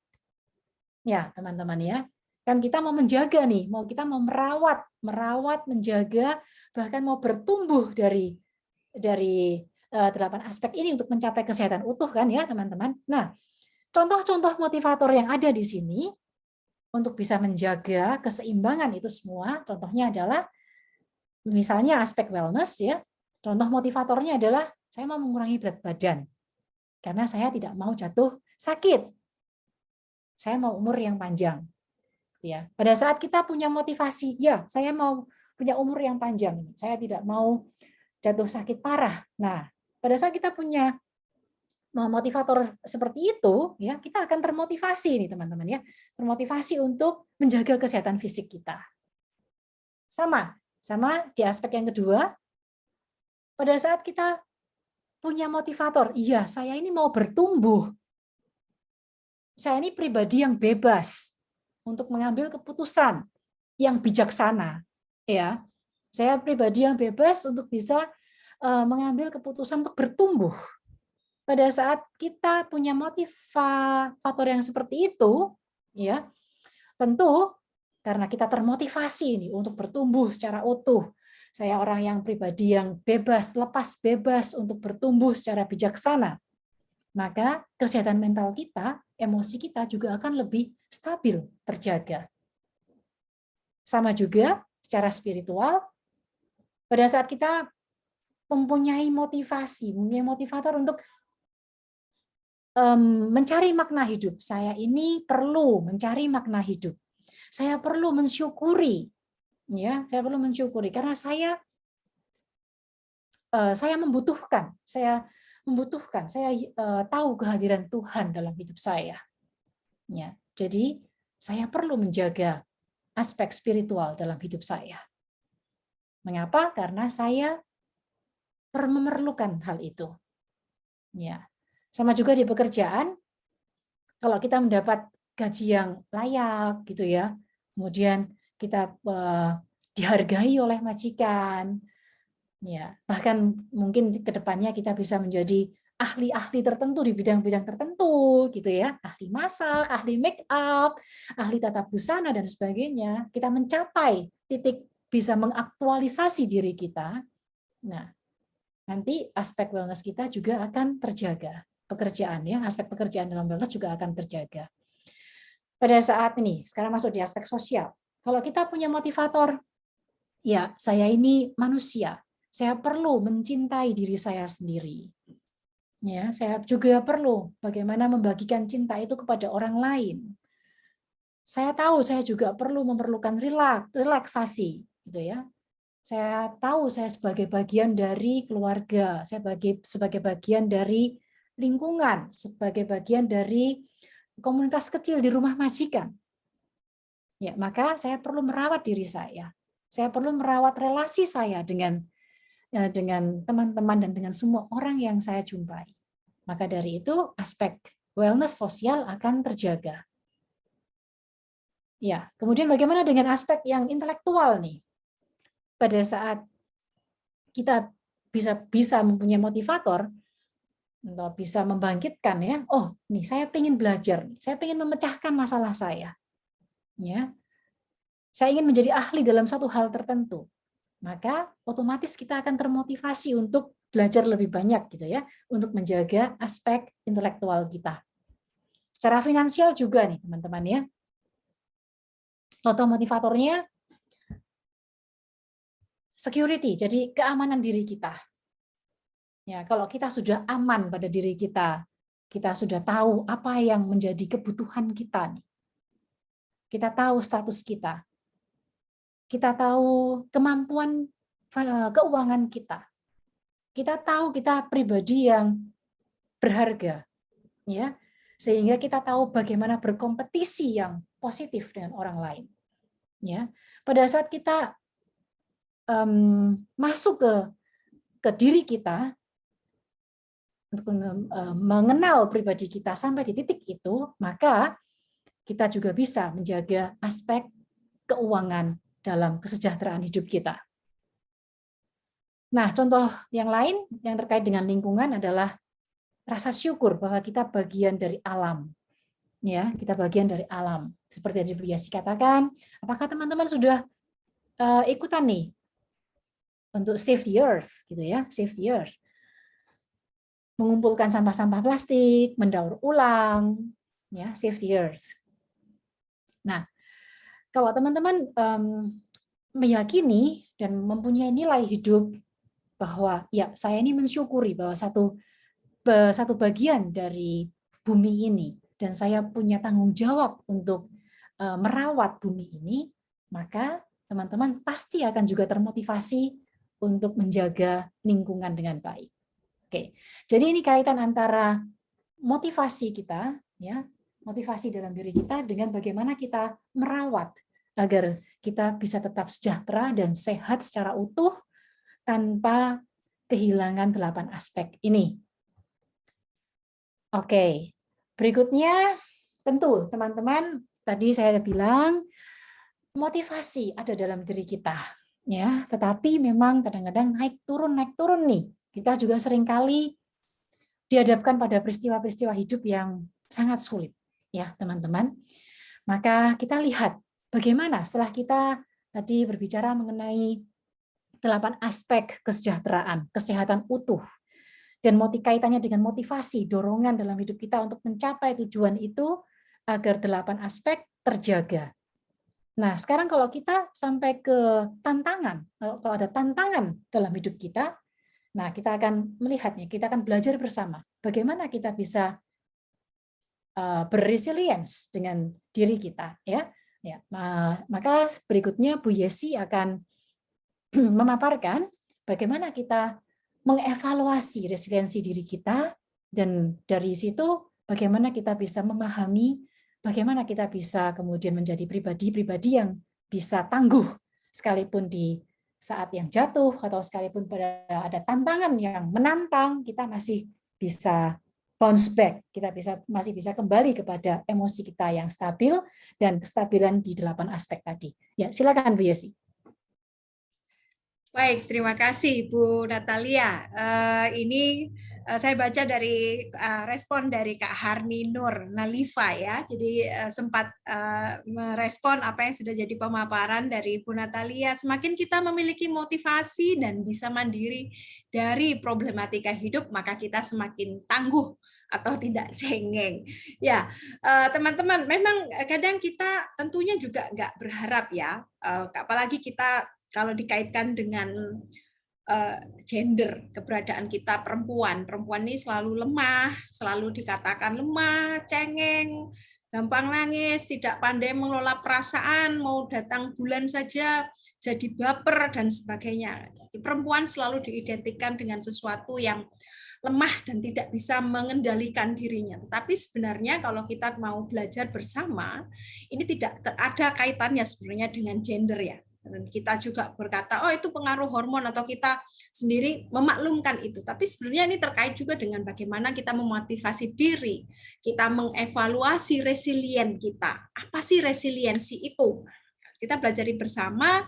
Kalau teman-teman bisa melihat, resiliensi ini adalah kemampuan kita beradaptasi, kemampuan kita bertahan ya dalam situasi sulit.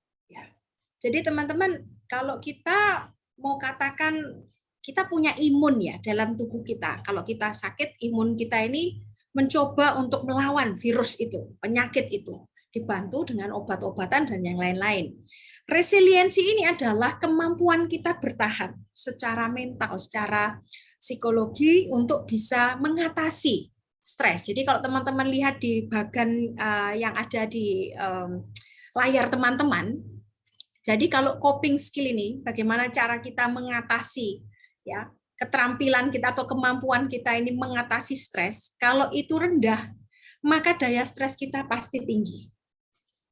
Kalau itu kemudian tinggi, kemampuan kita beradaptasi, kemampuan kita bertahan, kemampuan kita keluar dari masa sulit ini, maka stres kita pun juga tenang. Itulah sebabnya kenapa kadang, contoh sekali lagi, orang yang tidak punya uang, katakanlah, aku akhir bulan Kak, duitku kari 500 atau tinggal $500.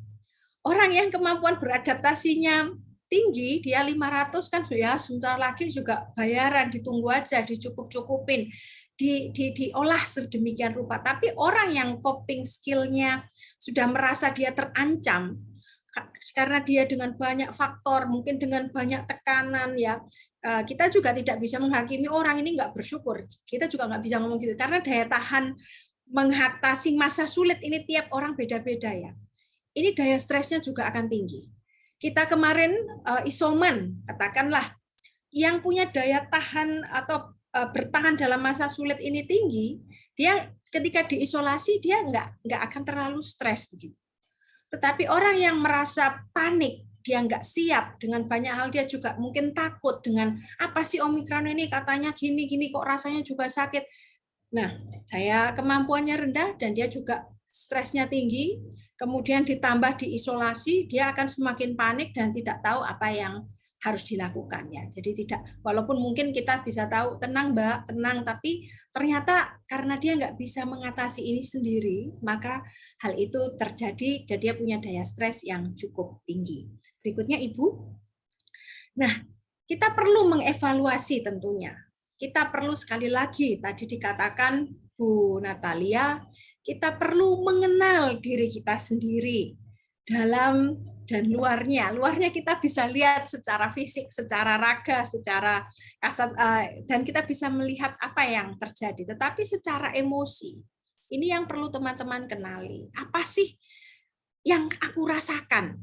Nah, di situ bisa teman-teman lihat bahwa roda emosi itu yang hijau itu dan yang biru itu adalah sesuatu yang positif, yang baik, di mana kita merasa bahagia, tenang, gembira, optimis, ya, bangga, puas. Di mana di roda yang hijau kita merasa iba, peduli, lembut, penuh kasih, bersemangat, bersyukur. Kita adalah orang-orang yang terkadang selalu memotivasi diri kita ini secara positif. Sehingga ketika kita mengenali emosi atau perasaan ini, kita hanya mau terima yang positif. Tetapi ketika perasaan-perasaan negatif ini hadir, kita merasa bahwa ini harus jauh pergi. Begitu. Kita seakan-akan menyangkal, denial kita ini bahwa ini bukan bagian dari saya, bukan bagian dari kita. Padahal kalau teman-teman ingin berresiliensi, teman-teman harus mengenali dan menerima bahwa rasa takut itu adalah bagian dari kita. Rasa marah bagian dari diri kita. Tercengang, sedih, itu bagian dari diri kita. Itu semua adalah perasaan kita.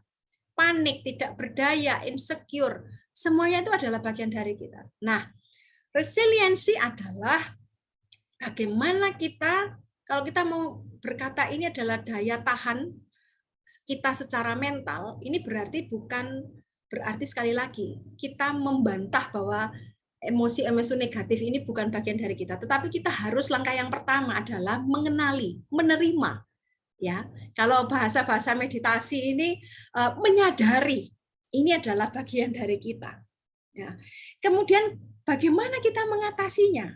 Setelah kita tahu, kita menyadari, kita menerima ini bagian dari kita, bagaimana kita mengatasi hal-hal yang takut, marah, tercengang, sedih ini?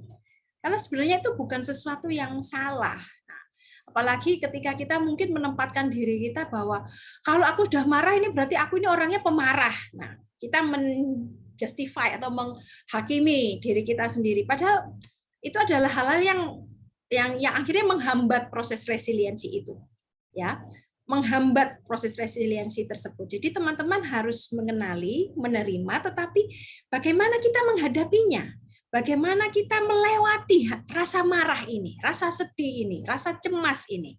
Jadi tidak dibiarkan ya wes mengenali tapi berhenti di situ. Tapi bagaimana kita mampu atau bertahan melewatinya. Jadi di sini kalau bisa kita katakan bagaimana sih caranya mengidentifikasi stres. Ya, bagaimana kita membantu mengenali diri kita mungkin next Ibu. mengevaluasi diri kita tentang resiliensi kita ini sudah sejauh apa ya. Kita bisa melihat atau bertanya kepada diri kita sendiri, apa tanda-tandanya jika saya sedang stres?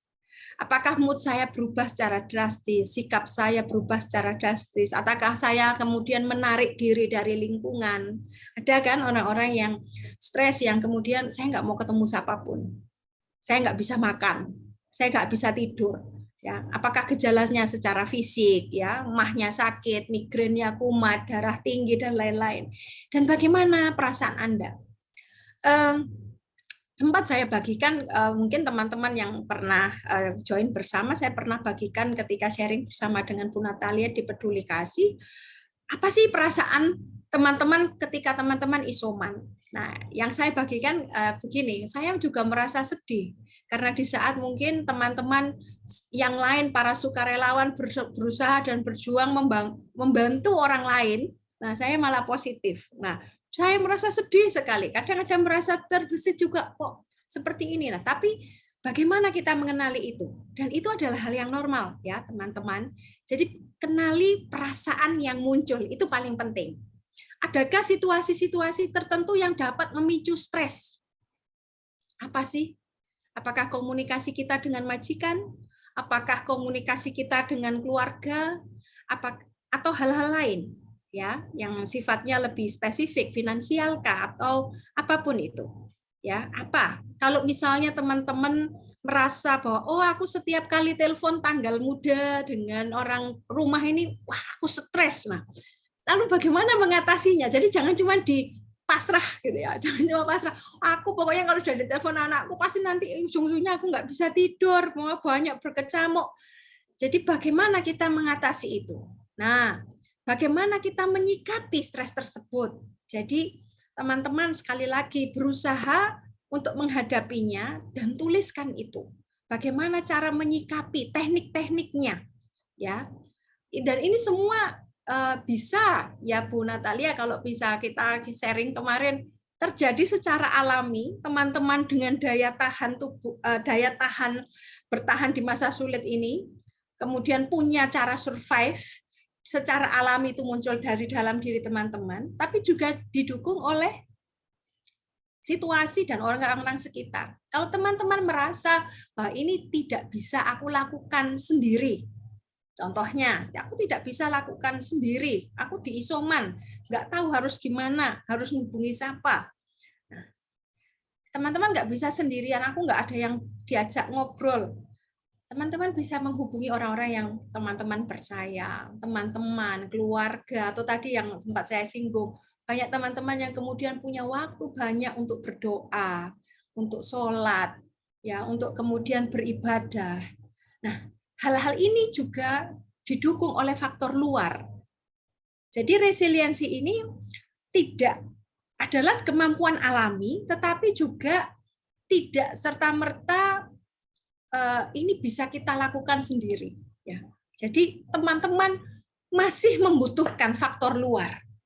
Karena itu tadi motivasi kita saja bisa timbul tenggelam, ya, bisa timbul tenggelam. Apalagi dengan resiliensi. Resiliensi ini tidak serta-merta instan, tidak serta-merta itu bisa menyelesaikan masalah dan stres teman-teman. Jadi kalaupun teman-teman ingin belajar bagaimana membangun resiliensi yang baik, Bu Natalia nanti akan menjelaskan itu. Tetapi sekali lagi, resiliensi ini ketika kita bertahan, daya tahan kita dalam masa sulit ini juga membutuhkan proses. Ini juga membutuhkan banyak faktor, ya. Jadi teman-teman tidak boleh merasa gagal. Aku nggak bisa resiliensi ketika baru satu kali mungkin mencoba untuk berkonsultasi misalnya, ketika teman-teman mencoba untuk berkonsultasi menghubungi Peduli Kasih, kok ternyata aku konseling di sana nggak menyelesaikan masalah gini-gini. Nah, ini adalah mungkin hal-hal yang masih menjadi konsep kita bahwa kalau kita sakit kita ke dokter kita sembuh. Padahal ketika kita mau belajar resilient, kita membutuhkan proses yang terkadang satu dengan yang lain ini nggak sama, pasti nggak sama.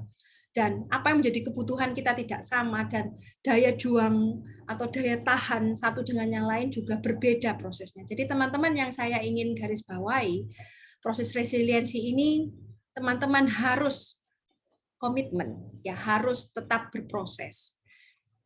Kalaupun itu jatuh bangun seperti motivasi, ya memang itu harus kita jalani, tapi tetaplah maju. Ya, tetaplah berproses. Jangan kemudian berhenti dan membiarkan hal-hal yang negatif itu menggerogoti teman-teman. Saya kembalikan lagi kepada Bu Natalia untuk penjelasan bagaimana kita bisa melatih diri kita untuk resilient, Ibu. Silahkan. Ya, terima kasih Bu Yesi. Nah, teman-teman, kan ada sesi berikutnya ya, tanggal 10 itu. Dari hari ini sampai tanggal 10 ya, itu kita akan belajar bersama-sama nih.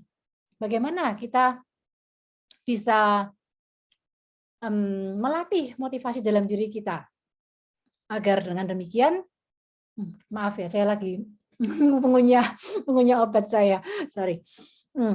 Oke. Jadi bagaimana kita akan melatih, kita akan latihan bersama bagaimana kita bisa menghasilkan atau melatih agar motivasi kita bisa terbangun dengan lebih baik ya, agar kita bisa menjadi pribadi-pribadi yang tahan banting gitu, atau bahkan bisa bertumbuh dari tantangan yang kita hadapi.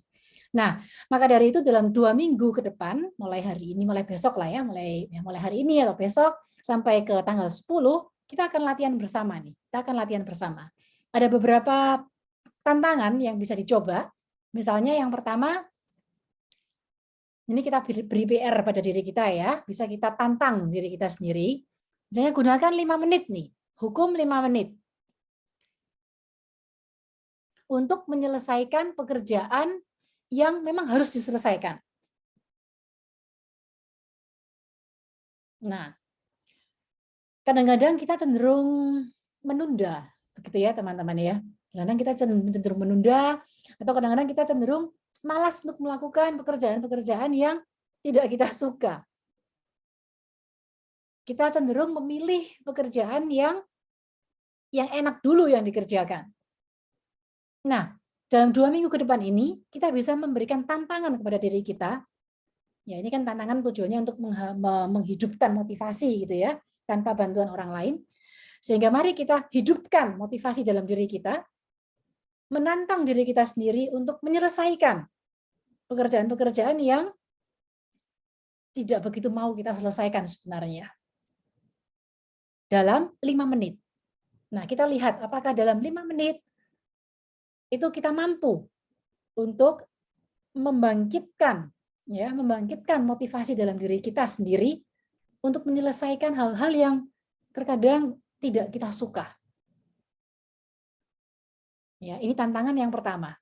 Jadi dalam 2 minggu ke depan Anda bisa mencoba untuk menerima tantangan ini. Mencoba, oh aku bisa kok. Aku coba ya, 5 menit ini aku mau bergerak untuk menyelesaikan masalah ini. Atau dalam 5 menit ini aku mau bergerak untuk mengambil keputusan ini yang baik untuk diriku. Apa saja? Ya. Misalnya keputusan ya tentu yang diharapkan adalah keputusan-keputusan yang positif ya teman-teman ya. Misalnya dalam 5 menit ini saya mau menelepon yang paling mudah, misalnya menelepon orang tua saya karena saya sudah lama tidak menelepon mereka. Dalam 5 menit ini saya mau mengerjakan, saya mau mencuci piring, saya mau menyapa nenek yang saya rawat, yang semestinya tidak begitu mau sebenarnya saya untuk lakukan. Ya, jadi mari kita terima tantangan atau menantang diri kita sendiri untuk melakukan hal-hal yang sebenarnya ingin sekali kita tunda. Ya, kita akan lihat sejauh mana kalian bisa membangkitkan motivasi dalam diri kalian untuk bisa melakukan hal-hal yang sebenarnya tidak ingin kalian selesaikan dengan segera. Ya, apakah ada pertanyaan di sini? PR tantangan yang pertama?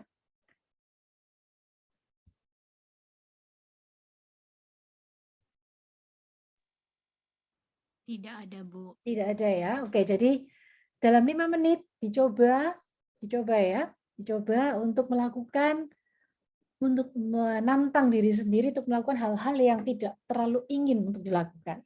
Ya, oke, untuk membangkitkan motivasi. Tentu hal-hal yang positif ya, teman-teman.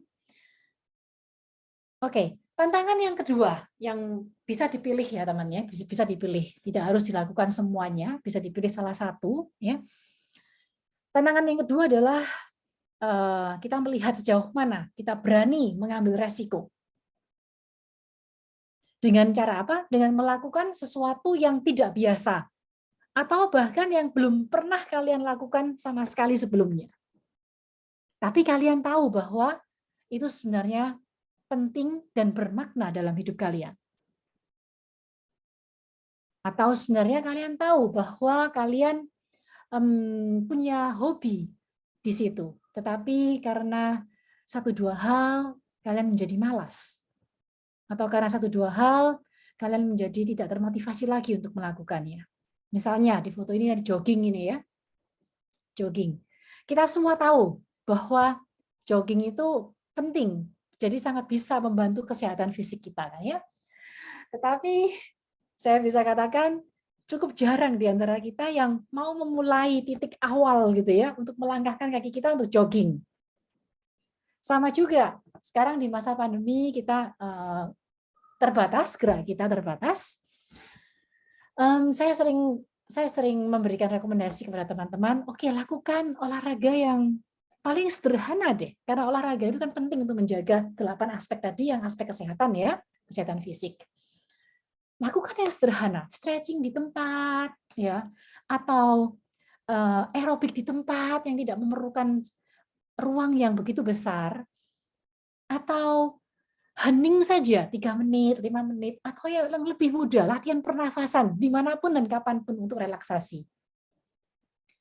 Tapi itu ternyata juga cukup jarang yang melakukan gitu kan ya. Nah, mari kita sekarang ini ditantang, kita mau menerima tantangan ini. Mari kita coba lakukan sesuatu yang tidak biasa atau yang tidak pernah kita lakukan sebelumnya untuk tujuan kita yang lebih baik, untuk menjaga 8 aspek itu ya teman-teman ya, 8 aspek yang di roda kesejahteraan, roda wellness tadi. Oke. Jadi mari kita terima tantangan untuk melakukan sesuatu yang luar biasa untuk tujuan yang baik. Ini PR yang kedua. PR yang kedua, apakah ada pertanyaan atau tanggapan? Ya, meditasi 5 menit berolahraga. Terima kasih Bu Yesi. Ini nanti bisa melatih ketahanan kalian ya. Jadi kalian pelan-pelan dengan melakukan sesuatu yang sebenarnya saya malas, aduh kok begini gitu ya.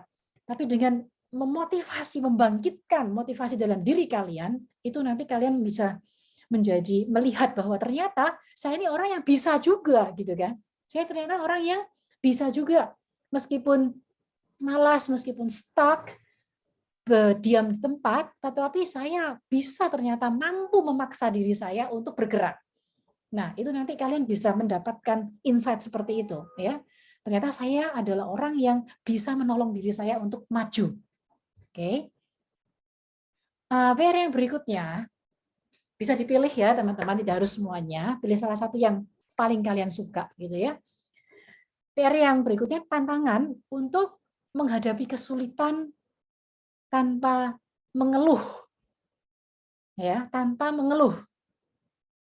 Jadi mari kita ditantang untuk berpikir positif. Berpikir positif untuk menanggapi setiap tantangan atau setiap peristiwa dalam hidup kita yang seringkali ya tidak mudah gitu kan, diomeli majikan atau apapun tantangannya, atau keluhan sakit fisik, atau tantangan keluarga di Indonesia masih mungkin minta uang, minta kiriman uang, mungkin anak-anak sekolahnya lagi sulit dan sebagainya ya. Dan di tengah tantangan-tantangan itu mari kita mencoba menantang diri kita ya, menerima tantangan dalam diri kita untuk berpikir positif. Untuk melihat bahwa ternyata di balik tantangan-tantangan ini kita bisa bertumbuh tanpa mengeluh ya teman-teman, tanpa mengeluh, tanpa aduh gitu ya, nggak bisa saya itu. Kenapa kok itu bisa terjadi pada diri saya? Kenapa kok begini dan kok mengapa begitu ya? Tanpa mengeluh.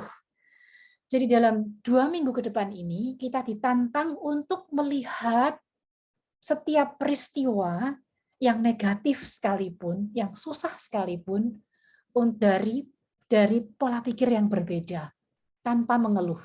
Mengapa teman-teman pada saat kita tidak mengeluh, pada saat kita bisa mengambil jarak, ya, pada saat kita bisa mengambil jarak dari masalah yang kita hadapi, kita bisa melihat sebenarnya masalah itu dari perspektif yang lebih luas. Kita bisa melihat, oh iya, mengapa majikan itu ngomelin kita dari perspektif yang berbeda. Oke, saya bisa justru karena omelan-omelan ini, maka saya bisa lebih tangguh sebenarnya. Saya tidak akan takut lagi pada omelan-omelan orang lain. Nah, itu yang kita harapkan. Jadi dari mengambil tantangan-tantangan ini, kita diharapkan untuk melihat, untuk menemukan bahwa diri kita ini, bahwa setiap dari kita itu adalah orang yang tangguh. Asalkan kita bisa memotivasi, membangkitkan motivasi dalam diri kita untuk bertumbuh. Ya, teman-teman. Jadi ada beberapa tantangan yang bisa dipilih nih ya. Saya ulang ya, 3 bisa dipilih salah satu. Yang pertama, gunakan 5 menit untuk menyelesaikan pekerjaan yang tidak kalian begitu sukai, ya. Ya, tetapi harus dilakukan gitu ya. Jadi coba dilakukan dalam 5 menit ini. Dalam 5 menit ini, dalam 5 menit, dalam 2 minggu ini gitu ya. Atau lakukan sesuatu yang belum pernah kalian lakukan, yang tidak biasa kalian lakukan. Mulailah olahraga, mulai meditasi, atau mulai jogging, mulai aerobik di rumah, atau mulai latihan pernafasan yang sederhana, atau mulai apa? Mulai menelepon orang-orang yang menyakiti kita, atau mulai berusaha minta maaf dengan orang-orang yang pernah melukai kita, atau melakukan sesuatu yang tidak biasa lagi, bagi-bagi masker misalnya, atau bagi-bagi makanan nih, atau menjumpai orang-orang yang lebih sulit dari kita. Ya, jadi mari kita terima tantangan. Dari sini kita akan bisa melihat bahwa kita itu punya energi yang luar biasa pada saat kita berani keluar dari ketakutan kita sendiri. Ya, berusaha untuk tidak mengeluh. Dari sini juga kita akan bisa belajar. Ternyata saya ini pribadi yang kuat. Ternyata saya bisa menolong diri saya, membangkitkan motivasi dari diri saya. Dan ternyata saya pun adalah orang yang tangguh dan bisa bertumbuh dari situasi yang sulit sekalipun. Ya, jadi ada 3 tantangan yang bisa dipilih salah satu, atau mau dikerjakan semuanya juga boleh. Ya, oke. Apakah ada pertanyaan teman-teman dari tantangan ini? Jadi ada 2 minggu nih ya waktunya untuk mengerjakan ya. Tapi tolong dikerjakan ya teman-teman ya. Karena apa? Karena kan ini latihan buat kita, latihan buat kita untuk apa? Untuk melihat diri kita lebih dalam ya teman-teman. Ternyata dari tantangan-tantangan ini kalau kalian sungguh melakukan, kalian akan benar-benar bisa melihat dan menemukan bahwa saya adalah orang yang bisa untuk maju. Oke, saya adalah orang yang bisa menolong diri saya sendiri dan juga bisa membagikannya untuk orang lain. Baik ya, ada pertanyaan teman-teman dari beberapa tantangan ini? Selamat siang Bu. Iya, Mbak Harini. Saya ingin bertanya tadi terkait tantangan yang kedua, yaitu menelpon. Tadi saya itu ada satu hal yang sangat membuat saya malas itu ketika saudara dekat dan lebih dari, ya intinya itu penting dalam keluarga itu memaksa kita untuk berhutang. Nah, untuk dalam seminggu ini saya cuma skip aja message-nya begitu kan, dan selama ini saya cuma biarkan. Nah, apakah ada hal yang wajib misalnya ini saya lakukan? Apakah itu saya harus menemuinya, bicara secara terang-terangan, atau cuma karena saya saya orangnya itu menghindari hutang kan sudah ibaratnya sangat menghindari hutang. Tetapi ketika kita dipaksa hutang dengan jumlah yang sangat besar, itu kan otomatis merasa kita itu sangat malas. Bahkan untuk melihat SMS saja sudah sangat malas. Nah, apakah Ibu memiliki solusi buat saya? Terima kasih. Oke, terima kasih ya Mbak Harni. Teman-teman, di sini saya dan Bu Yesi tidak bisa untuk memberikan langsung solusinya ini A, B, C, D gitu ya. Jadi tugas kami di sini itu sebenarnya hanya mendampingi dan mengarahkan kalian. Nah, untuk jenis tindakan apa yang kalian mau lakukan, ya itu silakan kalian pilih ya. Silakan kalian pilih. Kami percaya bahwa kalian atau masing-masing dari kita itu punya kemampuan untuk memilih yang terbaik untuk diri kita masing-masing, gitu ya. Jadi kalau ditanya apakah saya harus mendekati dia atau berbicara langsung, saya yakin bahwa Mbak Harni itu orang yang paling tahu apa yang perlu Mbak Harni lakukan. Ya, saya dan Bu Yesi di sini tidak bisa untuk memberikan respons, oh iya Mbak Harni, kamu ini yang kamu lakukan, itu yang kamu harus lakukan. Nah, itu tidak kami berikan. Jadi kami hanya memberikan arahannya, tetapi untuk keputusannya apa yang Mbak Harni akan lakukan atau Mbak Harni keputusan itu ada di tangan Mbak Harni, gitu ya. Jadi kami yakin sepenuhnya bahwa Mbak Harni yang tahu pasti apa yang Mbak Harni butuhkan untuk menghadapi dia. Gitu Mbak Harni. Terima kasih. Berarti kita Ya. akan beralih ke motivasi tadi, Bu, bahwa motivasi itu yang sangat penting ketika kita itu melakukan sesuatu tadi ya, Bu ya. Jadi kita semua itu apa ya? Maksudnya akan dari dorongan itu kita bebas menentukan pilihan dan mungkin itu yang akan membuat solusi tersendiri untuk menghadapi sesuatunya ini seperti itu. Ya Bu ya. Iya, Terima kasih Bu. Mbak Harni. Iya, sama-sama. Terima Terima kasih. kasih Mbak Harni. Terima kasih. Ya, apa ada lagi teman-teman? Ya. Nah, dari resiliensi itu kan pribadi yang tangguh gitu ya. Jadi tangguh gitu ya. Kita tidak akan berhenti di situ saja, tapi kita diharapkan bertumbuh ini ya, bertumbuh. Jadi mengapa tadi ada tantangan-tantangan itu? Karena kita diharapkan kita bisa melihat bahwa kita ini orang yang tangguh juga, tetapi selain itu kita juga bisa ternyata bertumbuh dari tantangan-tantangan tersebut. Ya, teman-teman. Nah, ada dua hal yang bisa kalian tuliskan, ya, bisa kalian tuliskan. Yang pertama adalah coba kalian renungkan situasi yang paling sulit akhir-akhir ini yang sedang kalian hadapi. Ya, pikirkan situasi yang paling sulit. Misalnya saya ingin pulang Indonesia tetapi belum bisa gitu kan, karena saya masih harus di sini, kontrak saya belum habis atau saya belum bisa cuti. Ya. Nah, tapi di tengah situasi ini coba tuliskan lagi, renungkan apa yang kalian berhasil lakukan dengan baik. Jadi meskipun, maksud saya begini, meskipun di tengah situasi yang tidak bisa pulang Indonesia atau di situasi pandemik yang sulit saat ini, itu pasti ada hal-hal baik yang telah kalian lakukan, telah berhasil kalian lakukan. Ya, itu bisa dituliskan.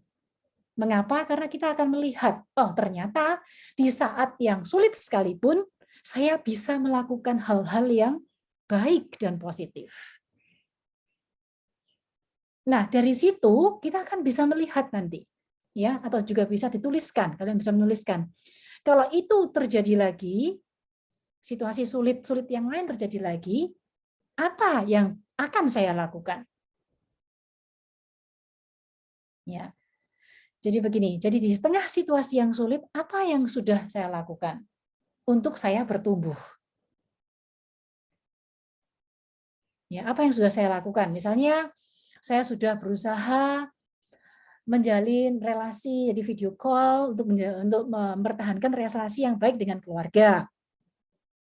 Misalnya, saya tetap berusaha kirim uang ke Indonesia secara rutin.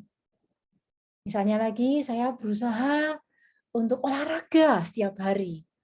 saya telah berusaha untuk menjaga mood saya stabil lewat olahraga, membaca buku, atau melakukan hobi yang saya senangi. Misalnya seperti itu. Jadi tuliskan beberapa hal yang baik yang telah kalian lakukan. Nah, dari situ kita bisa mengevaluasi ternyata jika situasi yang sulit itu terjadi lagi, entah itu situasi yang sama atau situasi yang berbeda tetapi juga sulit, oh itu apa yang bisa saya lakukan? Apakah saya juga akan melakukan hal-hal baik yang telah saya lakukan sebelumnya, atau masih ada hal-hal yang lain yang bisa saya tambahkan? Ya, ini untuk melihat bagaimana kita bisa bertumbuh dari situasi yang sulit. Ya, nanti dari merenung ini, dari menuliskan, tidak perlu menuliskan panjang lebar, tapi bisa poin-poinnya gitu ya.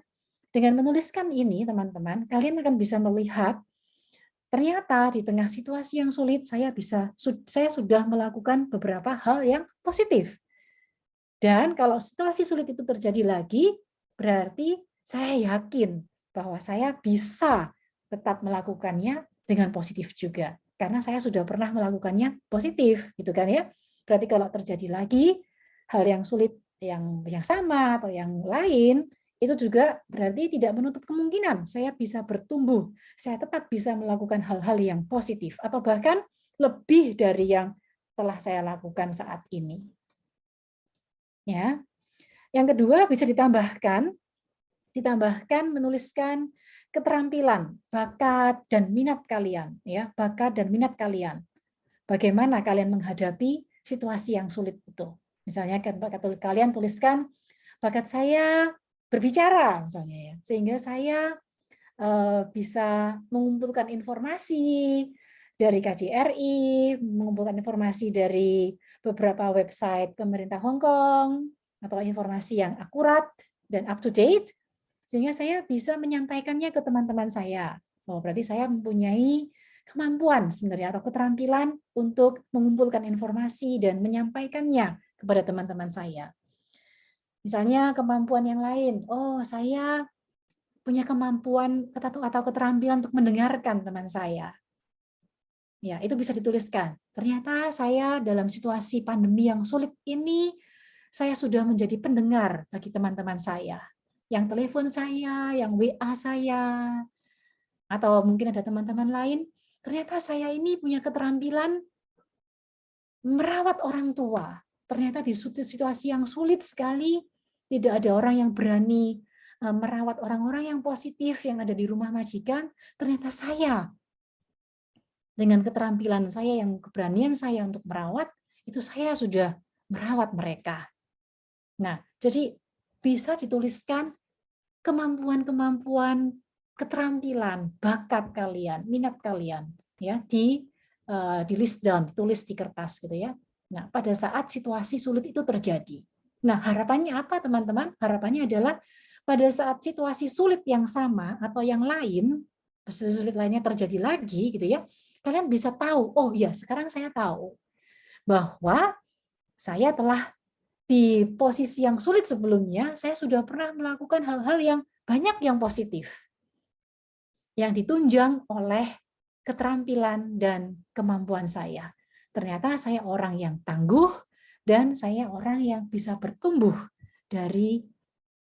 saya orang yang bisa dan telah bertumbuh dari semua kejadian atau tantangan-tantangan yang ada dalam hidup saya. Nah, itu yang akan kita capai lewat dua pertemuan ini dan juga lewat PR tantangan, 3 tantangan tadi, dan juga ditambah untuk menuliskan hal-hal baik yang telah kalian lakukan, dan termasuk juga keterampilan dan bakat kemampuan yang kalian miliki. Nanti 2 minggu lagi kita akan ketemu lagi teman-teman, dan kita akan sharingkan sejauh mana kalian menemukan motivasi dalam diri kalian untuk bertumbuh dalam situasi yang sulit. Sejauh mana situasi yang sulit itu ternyata telah memberikan kesempatan kepada kalian untuk mengenal diri kalian lebih baik, untuk tangguh dan bahkan bertumbuh gitu ya. Kita akan sharingkan bersama-sama. Ya, itu saja untuk hari ini. Saya Mungkin Bu Yesi, apakah ada tambahan Bu Yesi sebelum kita kembalikan ke teman-teman pertanyaan? Ya, terima kasih Bu Natalia. Jadi teman-teman, pertanyaan teman-teman mungkin jika masih belum muncul sekarang ataupun teman-teman yang menulis di kolom chat tentang bagaimana masalah-masalah konkret ya yang sedang dihadapi, coba teman-teman praktekkan dulu. Ya, praktekkan dulu apa yang menjadi materi kita hari ini. Dan nanti di sesi kita yang kedua, itu adalah waktu kita untuk sharing bersama. Jadi, apa yang sudah disampaikan oleh Bu Natalia, bahwa kita atau kami, saya dan Bu Natalia, tidak bisa memberikan jawaban-jawaban konkret karena terhadap masalah teman-teman satu dengan yang lain. Karena resiliensi itu walaupun membutuhkan mungkin faktor luar ya, itu harus tumbuh dari diri teman-teman sendiri. Keputusan-keputusan dalam mengatasi masa-masa sulit dan masalah-masalah yang ada itu tetap harus dari teman-teman sendiri ya. Jadi kita nanti silahkan berlatih dan nanti kita di sesi 2 minggu yang akan datang kita mencoba untuk sharing dan bagaimana itu kaitannya dengan mungkin masalah-masalah konkret yang teman-teman hadapi. Jadi Kak Via di sini juga men-sharingkan di kolom chat bagaimana situasi yang sedang dihadapi dan membutuhkan nasihat mungkin ya, bagaimana seharusnya saya bersikap ya. Jadi itu nanti coba teman-teman latih dulu baru kemudian kita sharingkan. Itu saja Ibu Natalia. Terima kasih.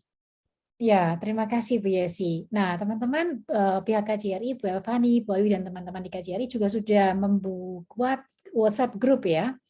WhatsApp group untuk kita semua. Jadi kalau ada pertanyaan juga bisa lewat WhatsApp group, ditanyakan lewat WhatsApp group. Ya, itu dari saya dan Bu Yesi. Bu Elvani, kami kembalikan kepada Bu Elvani. Terima kasih. Terima kasih banyak Bu Natalia dan Bu Yesi atas pencerahannya hari ini. Sama kayak teman-teman, saya juga belajar banyak dengan mengikuti sesi 2 jam ini. Tidak terasa ya bagaimana kita harus menyeimbangkan 8 aspek kehidupan, bagaimana kita membangun motivasi, bagaimana kita bisa melihat hal-hal yang kita lihat negatif, tapi ada hal positif ya yang bisa kita ambil gitu, dan ada hal-hal yang bisa kita bangun dari diri kita untuk kita menyikapi berbagai macam perubahan ataupun tantangan yang ada di hidup kita.